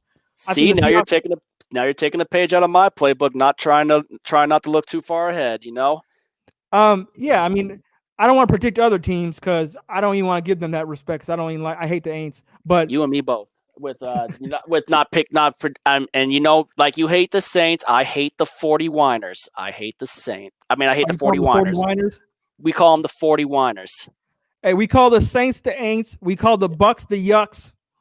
And the We Panthers, call the call them Rams the kitty- lambs. We call the Rams the lambs, and or the Panthers, we call them the kitty cats, or we just call them the pussies because, their motto is keep pounding. So anytime a Panthers fan tells me, I say, yeah, you guys keep getting pounded in the ass. Every time the Falcons play you, we bust that ass every time. Hey, Arizona, we call them retardinals. Anybody who's in the chat with me right now, just say it with me. Death, taxes, and sweeping the Carolina Panthers. That's what we do. I roll out of bed and sweep the Panthers. That's what we do. Let's go to the comments section. We had to play Paul Carolina. Mack, piece of a division. That's right, Jazzy Jeff. You're right. That's right. Bro, Bucks I think we're game. killing Do you this think the streak. Bucks will make the playoffs this year? I think once again, it all depends on if old man Brady is going to hold up and what they're going to look like. Remember, this is Tom Brady for the first time going to a brand new team, brand new scheme, brand new coach, brand new players. He is 42 years old, and he decided to join a team with no preseason during COVID, no any type of offseason workouts. And you think this guy's just going to roll out into the grass and just start just slinging all over the field? Absolutely not, in my opinion. I think the Bucks, and I think they play the Saints first game of the week. The Bucks are going to have definitely a learning curve, and they're going to take a while to gel before they even start getting cookie. Ultra Shadow, the Succaneers as well. That's right, they Succaneers. That was back in like the 80s and 70s. That's when Buccaneers fans came to games with brown paper bags over their head because they were so embarrassed about their football team. Saints were like that too. Oh yeah, Saints were like that too as well. Regardless of how bad my team was during our rebuilding and whatnot too, I never wore I was born the year the Seahawks went 2-14 and had a player on a 2-14 team win Defensive Player of the Year, which is the late great Cortez Kennedy. May he rest in peace. I met him. He's one of the four Seahawks Hall of Famers I've met. I've met Largent, and like I mentioned, I met Largent and Jones. I need to meet Kenny Easley. Steve Largent might be the baddest white boy to ever play football at non-quarterback position. Have you ever seen his his revenge hit on Mike Harden? No, I didn't see that. Look that up eventually later when we're done with this stream. But man, I'll tell you what, I think we are freaking killing this stream for a first time collabo, man. Hey, shout out to this is my first live stream ever. I'm talking about ever. And we over an hour, 16 minutes. We got 21 people in the chat. I appreciate y'all. Please hit that like button, subscribe to my channel, subscribe to Sam Dogg's channel. We try and get this man over 1,000 subscribers. We're trying to get me to 900. Jeff to 1,000. We're trying to get me to 1,000. I got hit 900 first, but I think I'm almost there. I'm like 12, 11 away. So, hey, thanks for Falcons Nation. I love Falcons Nation, man. They good people, and I respect the fact that we are respecting Sam Dogg in here, man. That's big up, man, because that's what it's all about. If you want, respect is earned. It's not given. So it's not given. That's what's up. And real recognize real. And I'm telling you, the first time I talked to Sam Dogg, I said, this guy is a decent dude. And I think whenever I start making live streams, he's going to be one of the first people to be on my stream. So I appreciate that. Hey, man. And also, we got to also collaborate later on some other big dogs. Like maybe we should get a triple collab and add your boy Smitty to the mix. A triple collab? Hey, this stream can actually have like 6 people. So one day, maybe we'll get a whole bunch of other teams in here. I'm definitely going to do that. For now, Jack, like you said, just you and me. Jack Berry, what do you think about the Darqueze Dennard signing? Darqueze Dennard is very solid, but he has a history of getting injured. That's his problem. So if he can stay healthy, he's a nice addition, but it's all contingent on if he can stay healthy. Edgar Sosa, great job, guys. I appreciate that. Julian Mapp, all love. Jazzy Jeff, rise up. Appreciate that. Nicholas Fowler, I appreciate you guys doing live stream for us fans. Hey, I do this for free, for fun, for the love of Falcons Nation. Obviously, eventually there will be a chance for super chats, but I won't ever ask people on this channel to beg for money or any of that. I'm blessed enough to have a full career job, and I literally just do this right after my full career job because I love the Falcons that much. You don't ever have to ask me to do this. I just do this for the fuck of it because I love the Falcons. So as long as I'm done with working, as long as I fed my cat Leo, we can do this all day long. Leo's a cute kitty. Shout out to Leo. He's in the stream right now underneath me licking his paws. I'm trying to also, and by the way, right now, as you were saying that, I'm trying to pull some people from Norb's little trivia game. I'm trying to pull some people from Norb's channel to come holler at us, man. Hey, tell him to come in this stream right now. Hey, Norb's a big Seahawks fan. Yeah, Norbcam. He's doing a live trivia right now. He's got like Seahawk Martin in there. He got this dude Noah in there. He just started college at Wazoo. Seahawk Martin just over there waving his freaking hands. I'm telling people right now, like, yo, come to the channel, Jazzy Jeff, real talk, and come holler at us in his stream right now, like Carter would say in Rush Hour, Chris Tucker, right now. Buck Skull getting in the house says, what are your thoughts on Buck signing Shady McCoy? I did a video about that. You know, Shady McCoy is another one where he's good until he gets injured a lot. He has a lot of soft tissue injuries, a lot of hammy pulls. I believe last year on the Chiefs, he was a healthy scratch in the Super Bowl, right? He was sick during the playoffs. He got sick during the playoffs. I don't know with what though, but he was healthy. He said he was healthy, and he said he was kind of sad that they wouldn't even play. They wouldn't even suit him up. So I don't know how good the Shady's health is. He was great for the Kansas City Chiefs. I just think the one play that costed him was when he fumbled against the Green Bay Packers when they had Matt Moore. But I'll tell you what, though, I was happy to see LaShawn McCoy get a Super Bowl ring, even with the Chiefs. I mean, you know how much I love my guy Marshawn Lynch. I remember in the 2011 game when we played Philly with Tavares Jackson. A lot of people, I mean, one guy, I was over at my man Philly 500's channel, right? He's a Philadelphia Eagles content creator, and one guy in the comments. Yeah, one of the guys in the comments for him said after a video when we got Jamal Adams saying like, man, we haven't beaten this team ever since Russell Wilson. I'm like, nah, the streak fucking started with Tavares Jackson when was our quarterback in 2011. You forget that T-Jack was the one that started that streak, and Tavares Jackson, may he rest in peace, died in a car crash, unfortunately. Yeah. I met T-Jack the year that we won the Super Bowl too. Really nice guy too. I mean, even when Minnesota, he was respected. I mean, even when Brett Favre took his job, like Favre had a nice words about him on his Twitter after he died. So it's just like, man, Tavares Jackson, RIP T-Jack, and he's the only backup in over 20 years to play in the Super Bowl. You know, because he got to play in Super Bowl 48 too. I remember during that, I was in Renton. I was saying to my buddy Jeremy, like, hey, we should put Tavares Jackson in the Super Bowl. I was like, we should put Tavares Jackson in the Super Bowl. Hey, is there anybody that jumped over from North's chat yet into this one? I don't know. I got Christopher Gonzalez says, hey, Sam Dogg. Really? Christopher, are you a Seahawks fan or Falcons fan? What's up? Yeah. Buck Skull Game says, remember when Falcons was trash? It depends what era you're talking about. I do remember when Michael Vick got arrested and we ended up cutting him, and we had to go through the Chris Redmans of the world, the Joey Harringtons of the world, and then Bobby Petrino left us mid-season like the dick he was. And you know what? I say it's a blessing in disguise because us sucking so much led us to Matt Ryan. So you know what?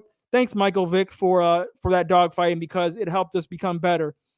You don't know the Sam Dog, but there's a giant divide about Michael Vick versus Matt Ryan and the hatred that fans hate for some reason for Matt Ryan because they love Michael Vick and they want to hold on to that. But Matt Ryan took us to places where Michael Vick never took us, number one. Number two, I found it very, very disheartening when Michael Vick said in an interview that when he first joined the Falcons, he literally took the playbook and threw it in the trunk of his car because he felt like he didn't need to read the playbook because he thought he was that hot shit. He should have read the playbook. It would have been even better if he read the book. Right. So even as a fan of Michael Vick, I was rooting for this man in Virginia Tech, and I was happy when he joined us. For him to admit that and say that was so disrespectful to the game. How players who got to this game, who got to the league, how much work they put in to get to this game, that is so disrespectful. And to defend Matt Ryan would never do something like that. Matt Ryan is a student of the game. He busts his ass. He's a great person, a great family man, and he loves this team and loves this city with all his heart. He just donated $1 million for Black Lives Matter and black businesses in Atlanta. So I understand our love for Michael Vick, and growing up, we wanted to be Michael Vick. But if you want to be objective and realistic, which is what I do on this channel, because my name is Jazzy Jeff Real Talk, and this is Real Talk Live. No gimmicks. No gimmicks. Michael Vick did not take us anywhere anywhere that Matt Ryan took us. So let's get in the comment section real quick.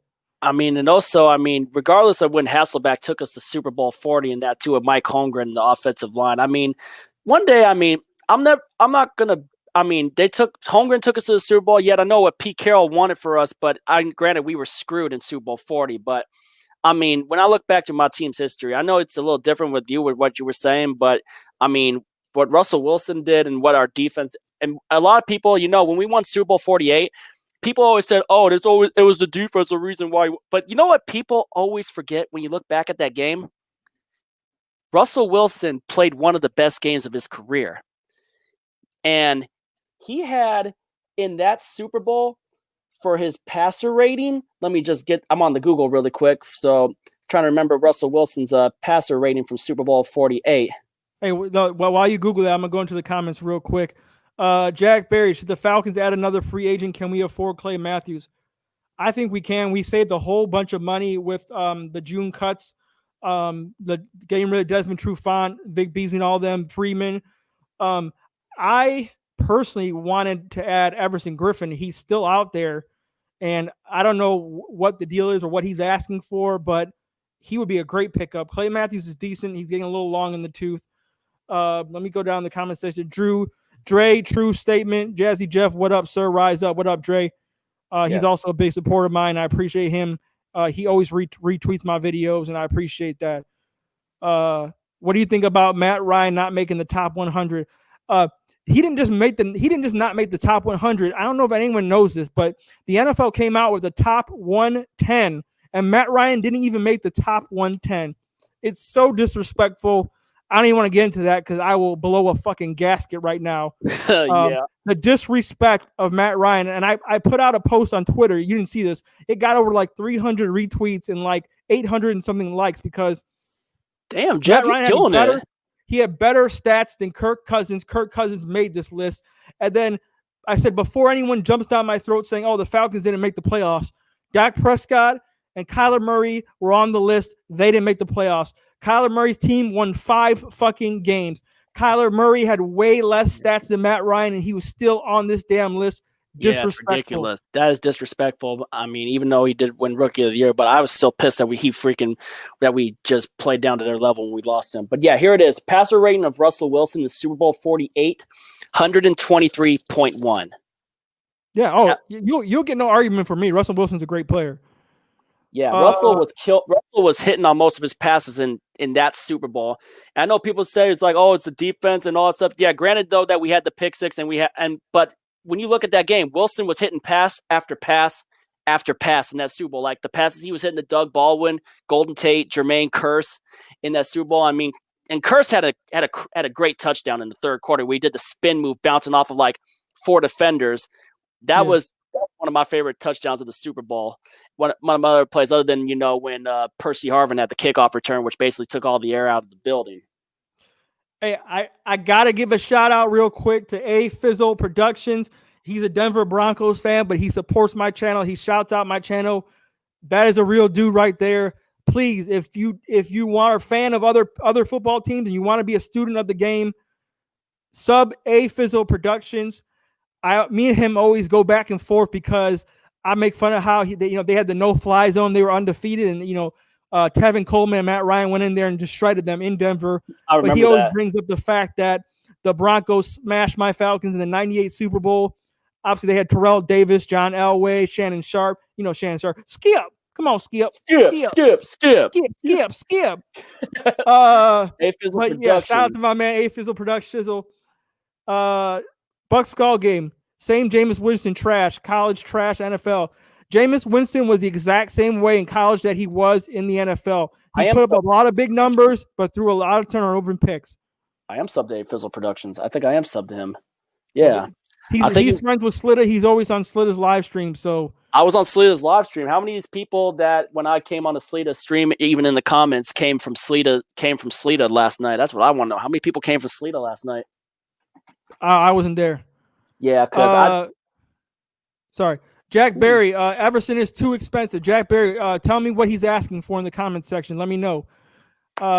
Chris Perkins, Falcons defense is slapped on, about to be top 3 defense. I hope we're slept on because, like I said before, anytime we're slept on, that's when we have good seasons. Anytime they hype us up, I don't know what happens. That's what happens Bucks when they ball sleep on game. Seattle. They always sleep on us for our decisions, and we tend to have good seasons. And Pete and John always tend to prove the doubters wrong, with whatever we've done. I mean, when we had that 2012 draft, when we got all those guys, they gave us a fucking F rating. They gave us an F grade for that 2012 draft. And then but they just gave Russell Wilson number 2 in the top 100. So, I mean, they must respect him.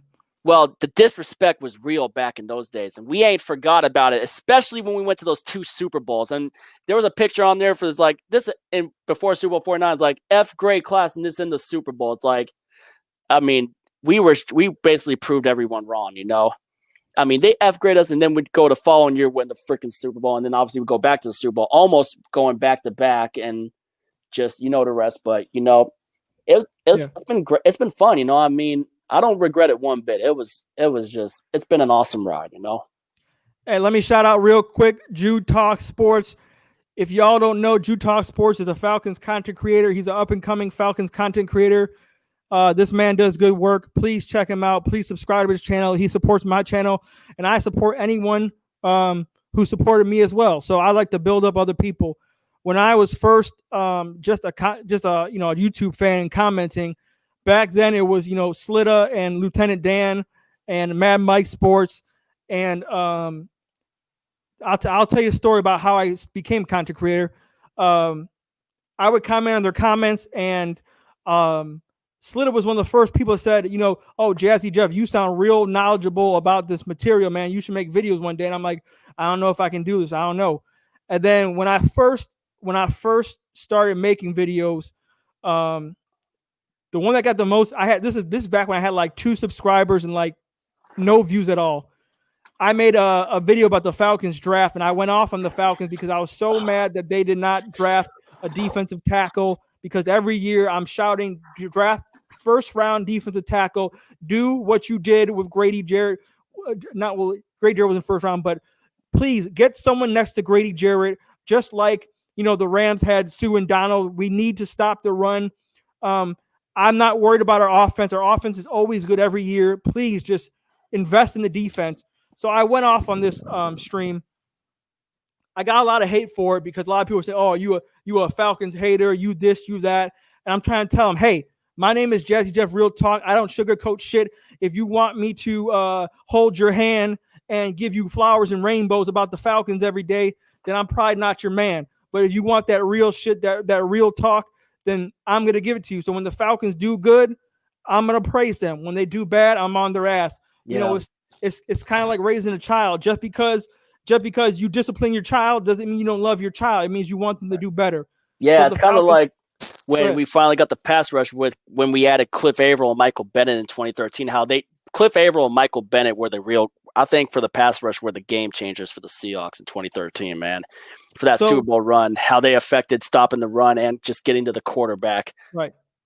So my love for this team can never be questioned. I'm from Chicago, Illinois. I live outside of Chicago now in a suburbs, but from Chicago, Illinois, I have to defend my Falcons fandom every single day. There isn't Falcons fans walking amongst me every day. So when I wear this shit, people say 28-3, people say all this, and I tell them, it ain't gonna stop me from repping this team. I've repped this team since Deion Sanders. So that's not gonna change. So anyways, when I made that video, I had Lieutenant Dan. If you don't know, Lieutenant Dan from Unintentional Grounding, that's who I'm affiliated with.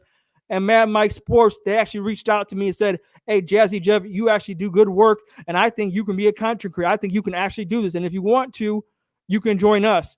And so that meant the world to me, that dudes who I looked up to, them and pound for pound, they actually said I was good enough to do this. So I decided to do it. And so I said from then on, any Falcons creator that comes up and they're brand new and they want to do this, I'm going to support them.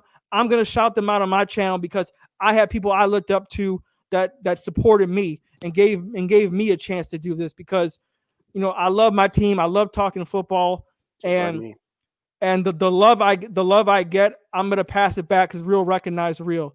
Exactly.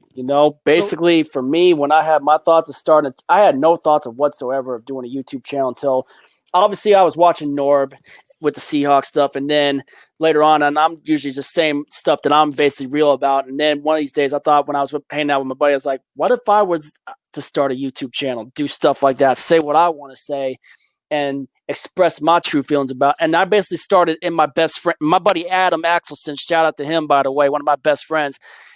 He started his channel also around me to try to help support, but I like some of the content he drops from time to time too. But it really started in his apartment, which my first video, like welcome to Sam Dogg The Infamous 253. We scroll down through all my videos and see my first video, and I talk about what I basically was going to do. I never thought that what I did in all those years that it would take off the way it was. Like when I do my my player interactions, I finally wanted to start sharing it, and I didn't think it would get the love that it got too. And then also Norb has been very supportful of my channel. Another guy named Gangrene David, he came on right away and subscribed. He recently got to his first 1,000 in 2018 after 2018 season too. But I mean, the support's been real. Sleeta's also helped me out. There was also some subs from the Entertainer Talking Sports, Kid Blue, RB27, Bad Dog 7676. I mean,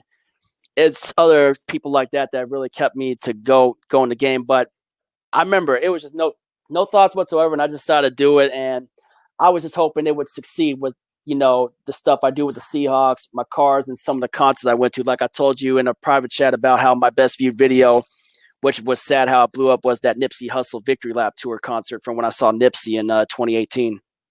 Yeah, but hey, rest in peace, Nipsey Hussle. Yeah. Hey, let's go to the comment section. Jew Talk Sports is really good. Go follow that man. Yeah, man, that Jew Talk Sports puts in a lot of work. For being a new guy, he does a lot of videos and he's always up to date on stuff. Paul Mack, no gimmicks.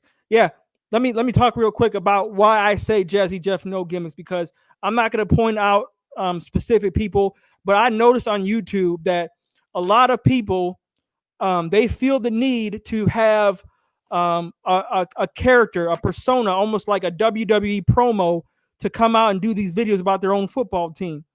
And I just never understood that, because it's like, are you saying that you in real life is not interesting enough to make your own videos?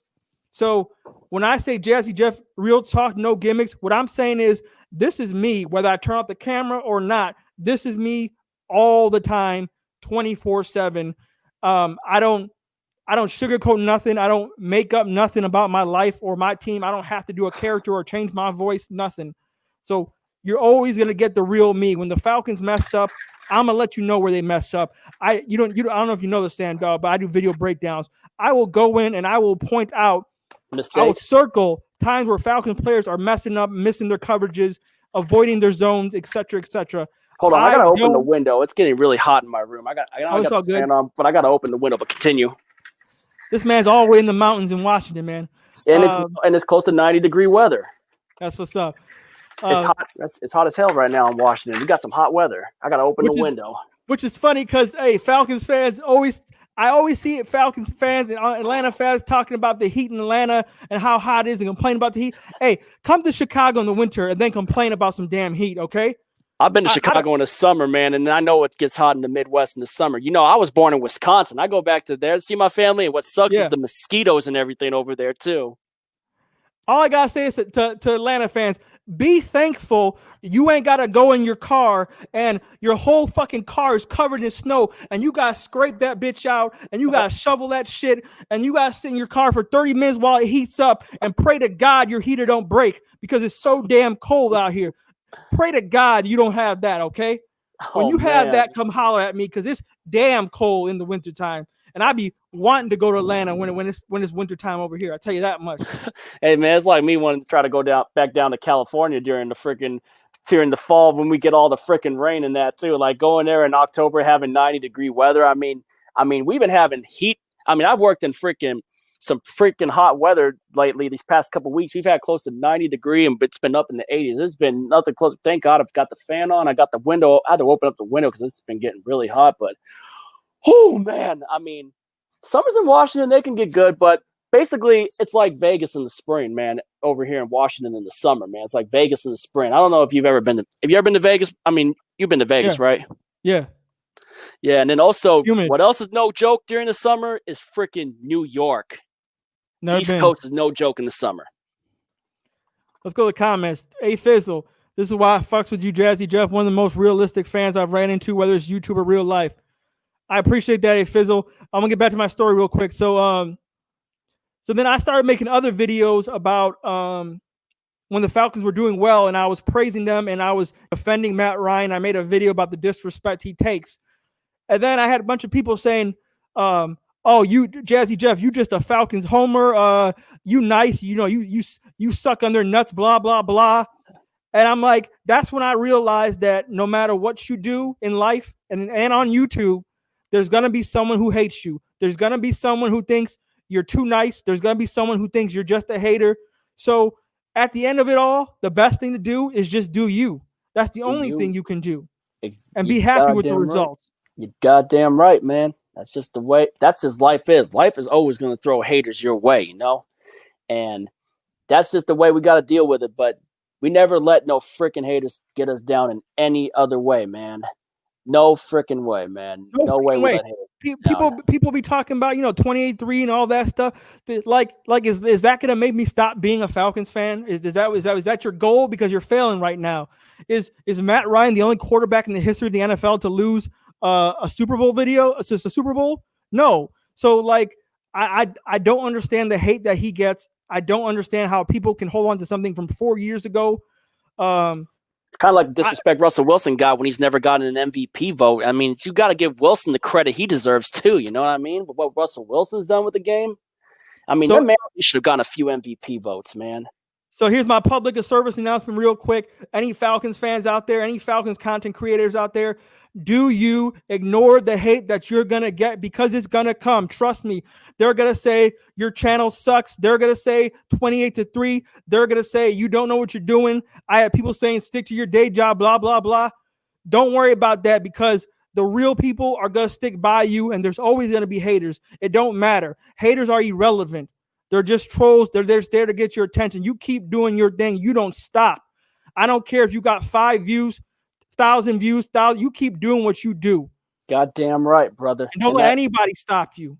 And then also, I saw a comment from Anthony Wright earlier saying, Sam Dogg, though San Fran does have one of the best D-lines in football, they are overconfident. Their fan base already has them in the Super Bowl.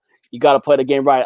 I remember looking back at Super Bowl 54, I had 49er fans coming back on one of my old videos talking crap, and I'll tell you what, he was awfully silent when I called him out on my freaking troll video, which if you look that up, I mean, no offense to the 49er fans that are, if there are any good 49er fans out there, I'm pretty sure there are some, but I basically, if you look up my video, it's called Bang Bang, You're Dead, Niner Gang, because, it got so annoying hearing them all say Bang Bang, Niner Gang, so I flipped it on saying Bang Bang, You're Dead, and I took a freaking clip from the Joker movie at the end where he have you seen Joker? Oh, I'm a diehard Batman fan. I own every single Batman movie. Have you seen the Joker movie with Joaquin Phoenix? I own it, yeah. Yeah, I love the part. I basically put the part in there where he's like to Murray, you get what you fucking deserve, and blows off his head, but Murray's head gets replaced with the 49er logo.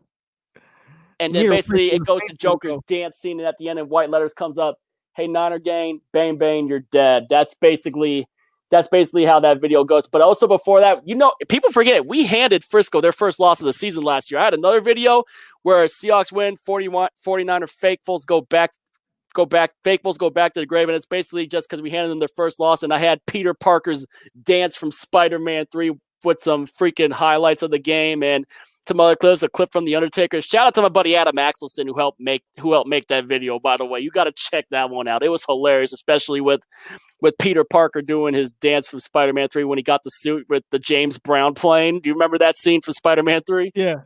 Yeah, that was probably one of my funniest videos I've ever made out that I ever had made. Well, technically, shout out to my buddy Adam for helping me make that video. He did a pretty freaking good job with it. And he was also trolling.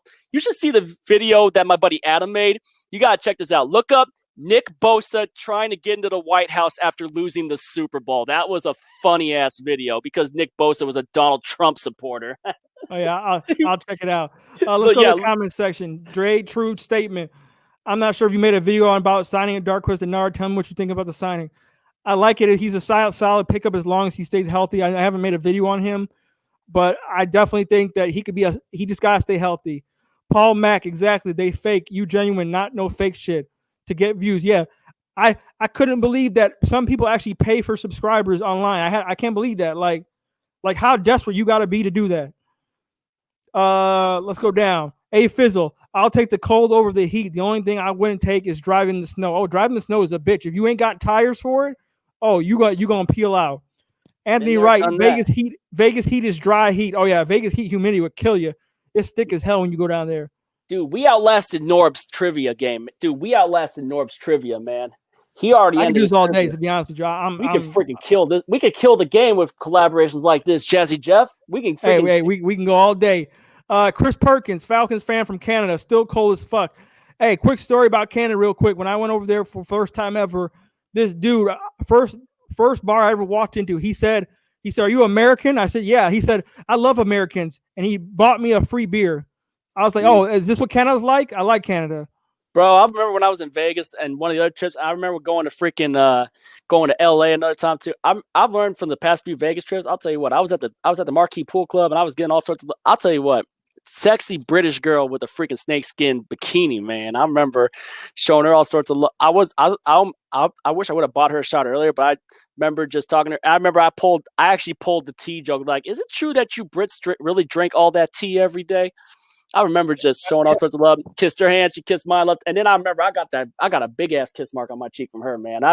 If there's anything I learned from, and then in LA, I remember I'm in this outdoor club, Lee Jordan, in freaking Hollywood, and I'm dancing with this one girl, man. I like the hip hop music, I like the rap music to dance to, but I like, the real rappers, not the fake ass mumble rappers. But I remember just making out with this girl from Sweden, man. In freaking, if there's anything I learned about myself for that time, I was like, damn. I'm like, international girls really love Sam Dogg, but international women, they really love when you're just being American, man. They just love Americans. It's freaking crazy, man. Oh, Chris Perkins, so-called Falcons fan, shake my head. Paul Mack, we don't fold on our team. Oh, another thing real quick. Let me go on my soapbox real quick. Shout out to Tyler Parcher. Appreciate it, man. Jazzy Jeff says hi. Tyler Parcher. Back to the Aints. They love talking trash about our team, disrespecting our team. They say that their nation is the best. What do they say? Who that nation or whatever the fuck they say. Yeah. If there's Falcons Nation, riddle me this, Batman. If they're such a good damn fan base, where the hell are all their content creators? Let me know in the comment section. If you know a Saints content creator, please let me know because I don't know any of them. Where are they at? I know there's Goose in Last Jedi. Who? I know Last Jedi.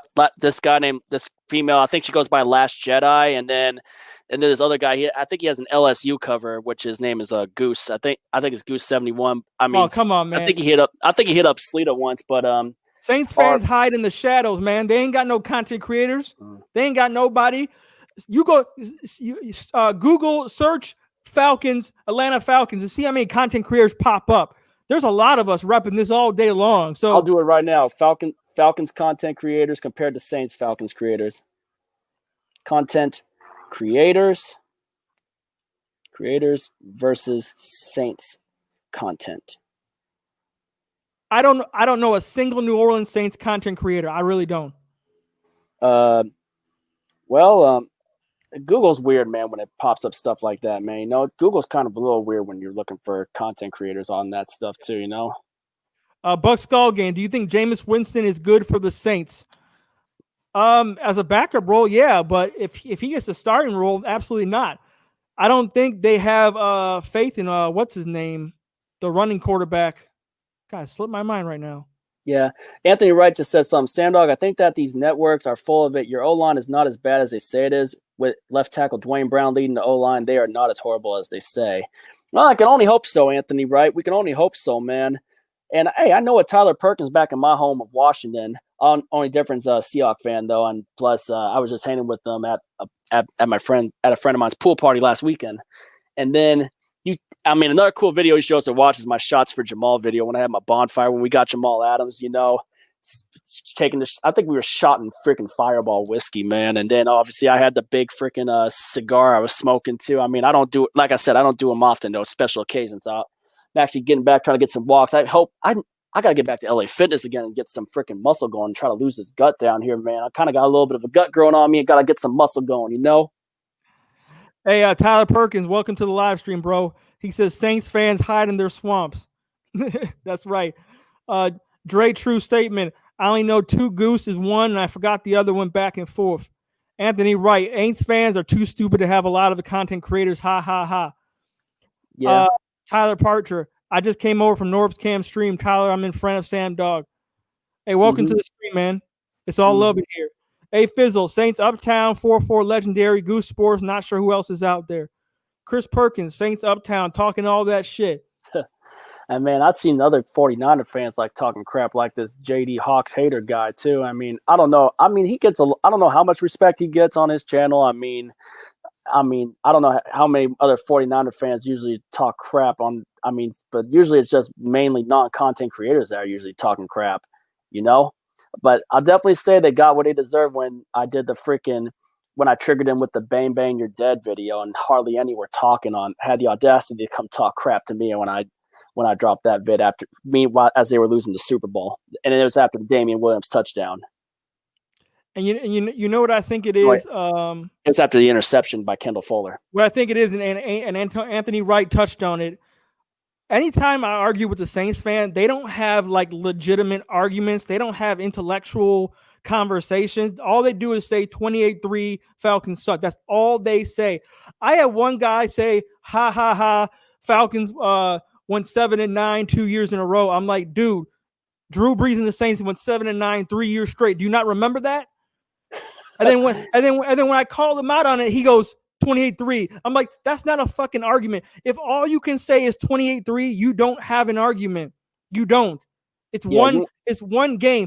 I don't know anybody who has played sports in this comment or live stream. I played football, Pee Wee through high school. I never cared about the margin of victory of losses. It was did we win or did we lose? And when we lost, I don't care if it was 2 points or 20 points. I was still pissed off that we lost. So Don't give me this margin of victory 28-3 crap, and don't give me the 7-9 crap when the Saints went 7-9 3 years straight, and the Saints have choked 3 straight years in the playoffs recently.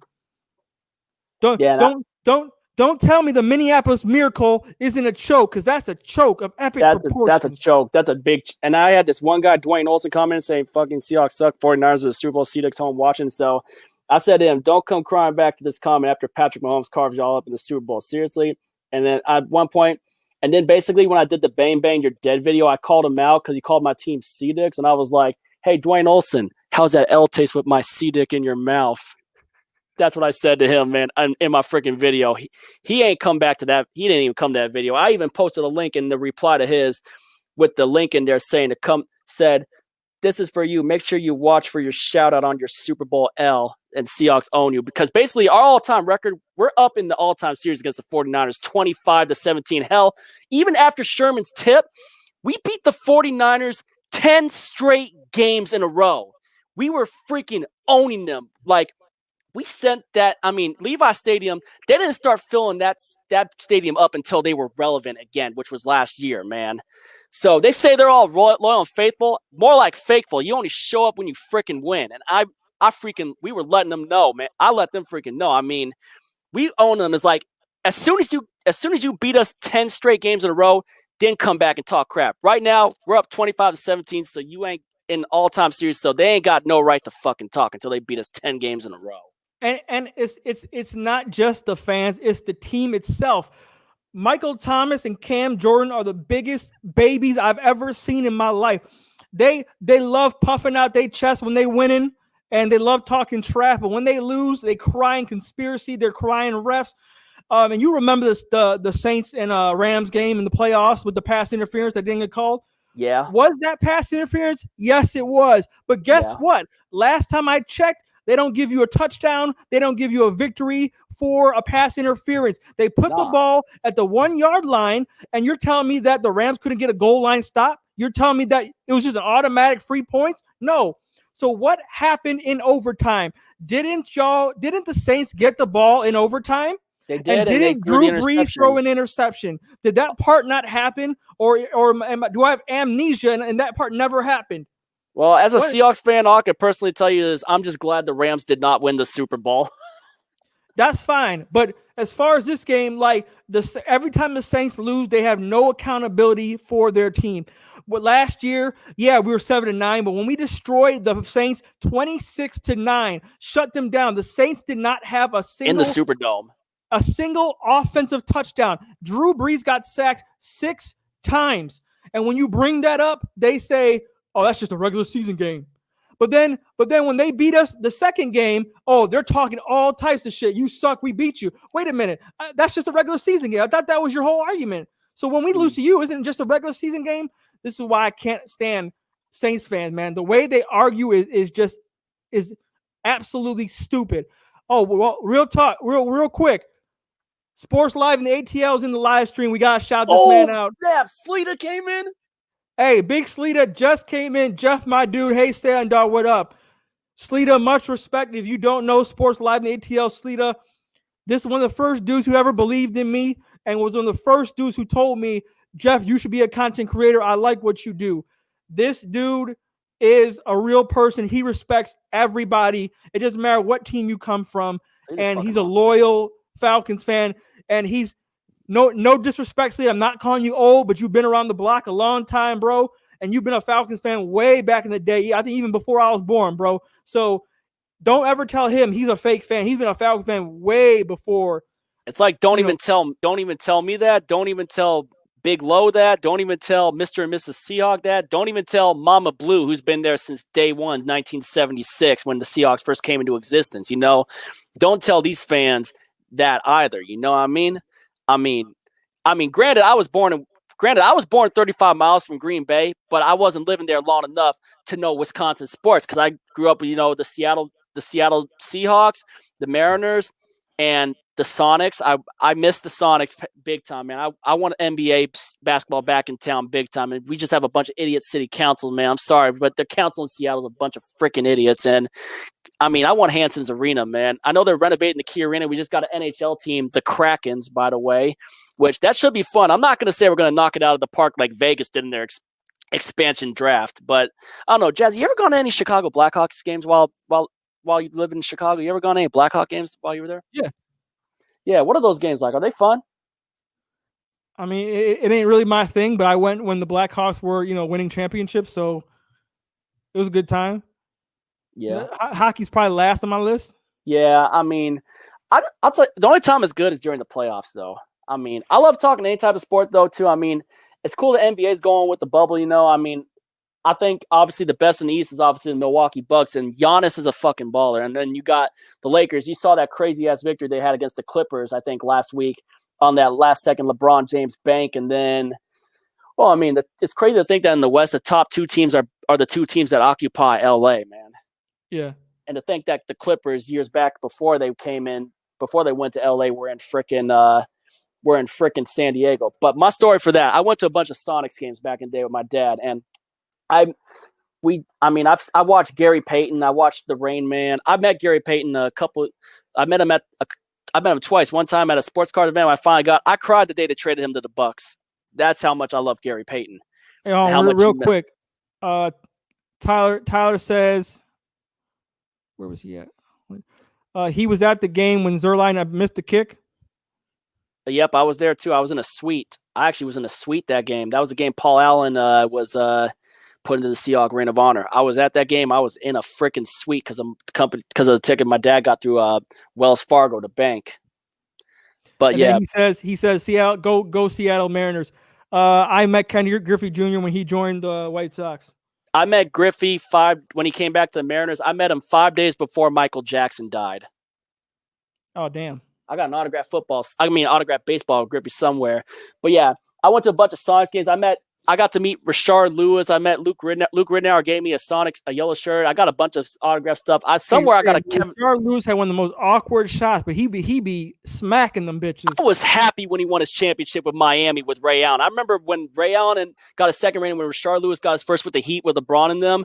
I remember a friend of mine posted a picture of Ray Allen and Rashard Lewis back in the day in Sonics jersey, and he put in the description, champs. It was awesome seeing that. And then I met Kevin Durant his rookie year, the last year of the Sonics. Somewhere I know I got a jersey autographed by him, but I got a poster signed by him at the preseason game between the Warriors and the Kings when they came back to Seattle before they started the renovation. And Kevin Durant came out in a Sean Kemp jersey. I just remember getting that hug from Durant. He remembered who I was from back in that day with Seattle, and I remember his embrace with Big Low, Seattle's biggest sports fan, the only sports fan with an action figure, by the way. But I had so many good times with it. I knew Ray Allen when he played for us. Ray Allen knew me personally. He was a really cool dude, and I was so happy for him when he won his championship with the Celtics the first time around. And then I was really happy when Gary obviously won with Miami. But that's what's up. Losing the Sonics. Let me go to the comments real quick. Buck Skull game. Remember when Ryan Fitzmagic beat the Saints in the regular season? Oh yeah, he hung like 40 on them. Fitzmagic killed the Saints that day. I remember that one. That was a surprise. Fitzmagic is so he's the most inconsistent quarterback I've ever seen. One game he looks like he should never even be in the league. The next game he's like throwing like a damn Hall of Famer. Hey, Bucks killed Saints last year. J Dog, DBN in this bitch. If you don't know, DBN is Dirty Bird Nation. Yeah. So yeah, when we lost the Sonics, obviously it was hard for all of us. But the reason, why people say you got to watch Sonicscape sometime, but the reason people weren't going to the games near the end was because they knew Clay Bennett was moving the team. We all hate, but the reason we lost the team and a lot of people boycott Starbucks because of it is Howard Schultz. He's the real villain to sell the freaking team, man. And it's freaking.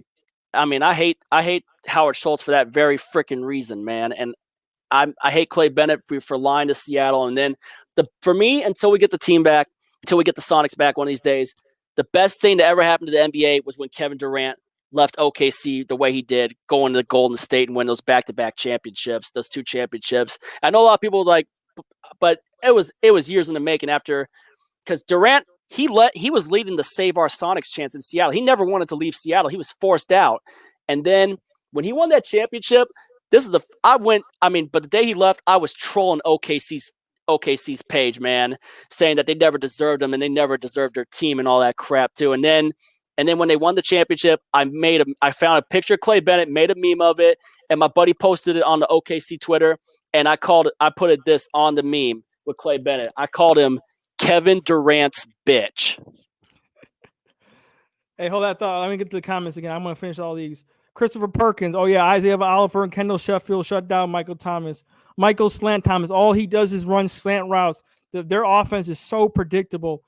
Sports Live in the ATL says, thanks, Dre. Buck Skull game. Be shocked if the Saints missed the playoffs this year. Anthony Wright. Don't be shocked Buck Skull gang in the house. Tyler Perkins. Aints fans get scared when they see the Vikings in the playoffs.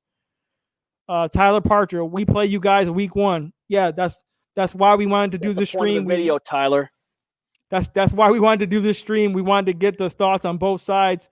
If you were here earlier, we went through the whole Seahawks history and Falcons history.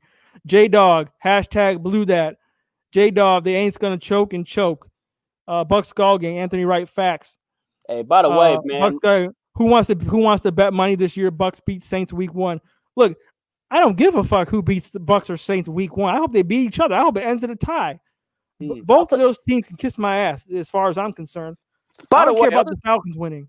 Other than this other stuff going on, what new stadium are you looking forward to the most? Are you looking forward to Allegiant in Vegas or the SoFi Stadium in Inglewood in Los Angeles? I'll tell you what, I was hoping to go to that freaking stadium in Inglewood, but I think that stadium in LA looks pretty cool, man. But I love Allegiant Stadium in Vegas. Hopefully preseason or one of those times, I hope to get to a game in Vegas against the Raiders. We won't play the Raiders in Vegas in regular season until 2026, because the last time we played the Raiders, we whooped their asses in London 27-3, and that didn't even feel like a Raider home game. My buddy Norbcam went to that freaking game, and most of the Seahawks fans in Germany showed up in full force. We had more Seahawks fans there. It felt like a Seahawks home game. I remember watching on TV, hearing the Seahawks fans doing the Seahawks chant echoing throughout Wembley, and we kicked the crap out of Derek Carr and the Raiders 27-3. I remember that because Frank Clark had a monster game, and I was happy to see Frank. Hated losing Frank, but I was happy to see him get that ring with Kansas City. And most of the Seahawks fans came from Germany, too. There were a lot of them coming out. Hence, my buddy Haggy, he said the German Seahawks fans in that game in London came out in full force. I don't even want to talk about the Raiders right now because NFL just made a YouTube video, and they have every single NFL team. They have their floor and their ceiling for the season. And they put the Falcons floor at 4-12. And they put our ceiling at like 10-6, but they had us losing to the Raiders. Hell no, you guys are way better than the Raiders.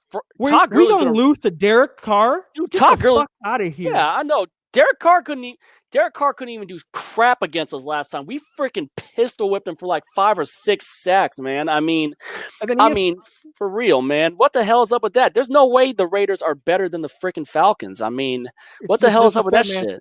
And then First Take, ESPN First Take comes out, and they have a video. Hell, you guys could even beat the Raiders with Matt Schaub. Who's the best offense in the NFC South? The Buccaneers or the Saints? They don't even mention us. Like we don't even our offense doesn't exist. Like what is that? So you know what? It's all good. We come in. We just gonna stay quiet. I want, just like Shannon Sharp always says, keep that same energy. I want them to keep that same energy when we busting their ass this year. That's all I gotta say about that. Before we go, are you gonna give a prediction for your team for the season? All right. Like I said, no season prediction, just one game at a time. Come on, bro. I'm not gonna hold you to it, bro. Come on. Give me something. Hey, are you making the playoffs? I think we make the playoffs, but I'm not going to predict season record because you know me. I'm realistic like you. I take it one game at a time, 1 week at a time. That's my system, all right? You got to respect me for going by my system. And you know what the best part is about this first stream? We freaking outlasted Norb on his. He only went for 2 hours and freaking let me check real quick how long Norb went for, because I think we outlasted his stream. Norb went for 2 hours and 32 seconds. We're on 2 hours, 6 minutes. We outlasted Norb. Yeah. No disrespect to Norb, though. I gotta get going because I gotta get ready to feed the cat real quick over here. But real quick, I want to thank everybody from joining this stream, whether you're a Seahawks fan or a Falcons fans. This is my first live stream. This won't be my last. I'll continue to do all these all season long. I appreciate everybody in the live chat stream. Please like this stream. Please subscribe to my channel. And Sam Dogg, I'm going to leave it to you. Go ahead, plug your channel and tell them where we can find you. Go ahead. My channel is Sam Dogg The Infamous 253. Do not forget the second G. And you just type it in the search bar. Sam, and I got the number 2 basically with the Sam Dogg up with the jersey that I got from Pete Carroll. So you can find me on YouTube, Sam Dogg The Infamous 253. Just look it up and just hit that, bang the sub button, ring the bell for notifications, and you know what it is. And usually how I end my videos, I usually say it by saying this: if you ain't with it, you ain't infamous.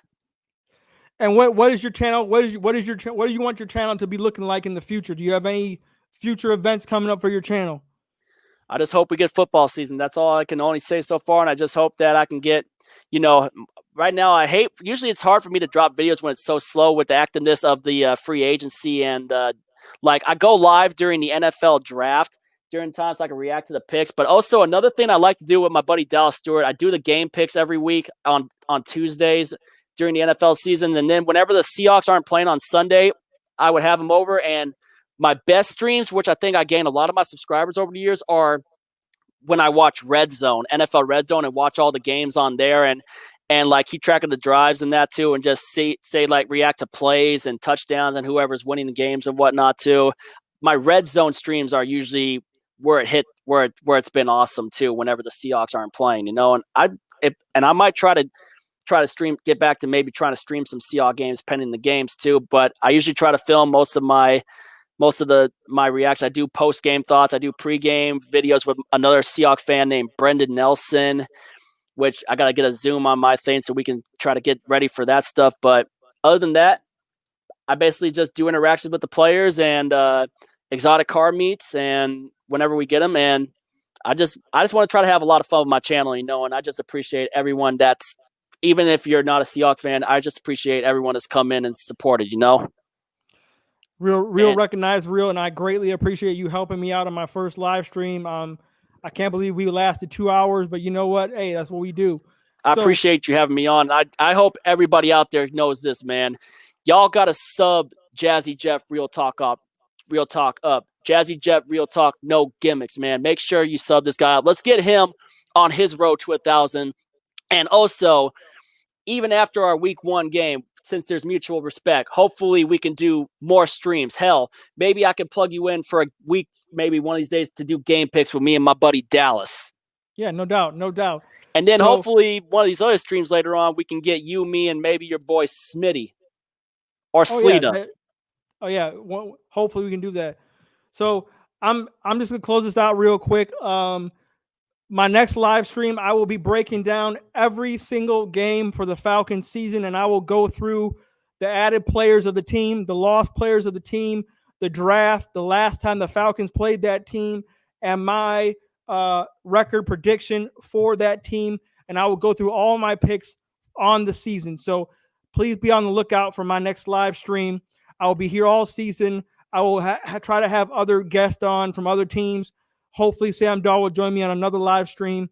And I just want to thank everybody for joining the stream. I want to thank everybody who supports me. I want you guys to go out and sub Sam Dogg The Infamous 253. 11 away from the 1,000 now because of the couple of people that came in and subbed. 11 away. But y'all need to also, if you're new, you got to sub up Jazzy Jeff Real Talk, man. We got to get him up there on his road. You know, we got to get him up there too, man. Thank you, man. It's nothing but love. So, hey, this is Jazzy Jeff Real Talk, no gimmicks. And I'm bringing that real Falcons talk to real Falcons fans. I'll catch y'all later. And as always, Falcons Nation, we rise up. Peace, y'all. And if you ain't with it, you ain't infamous. Like what the man said. All right, y'all have a good one. Peace.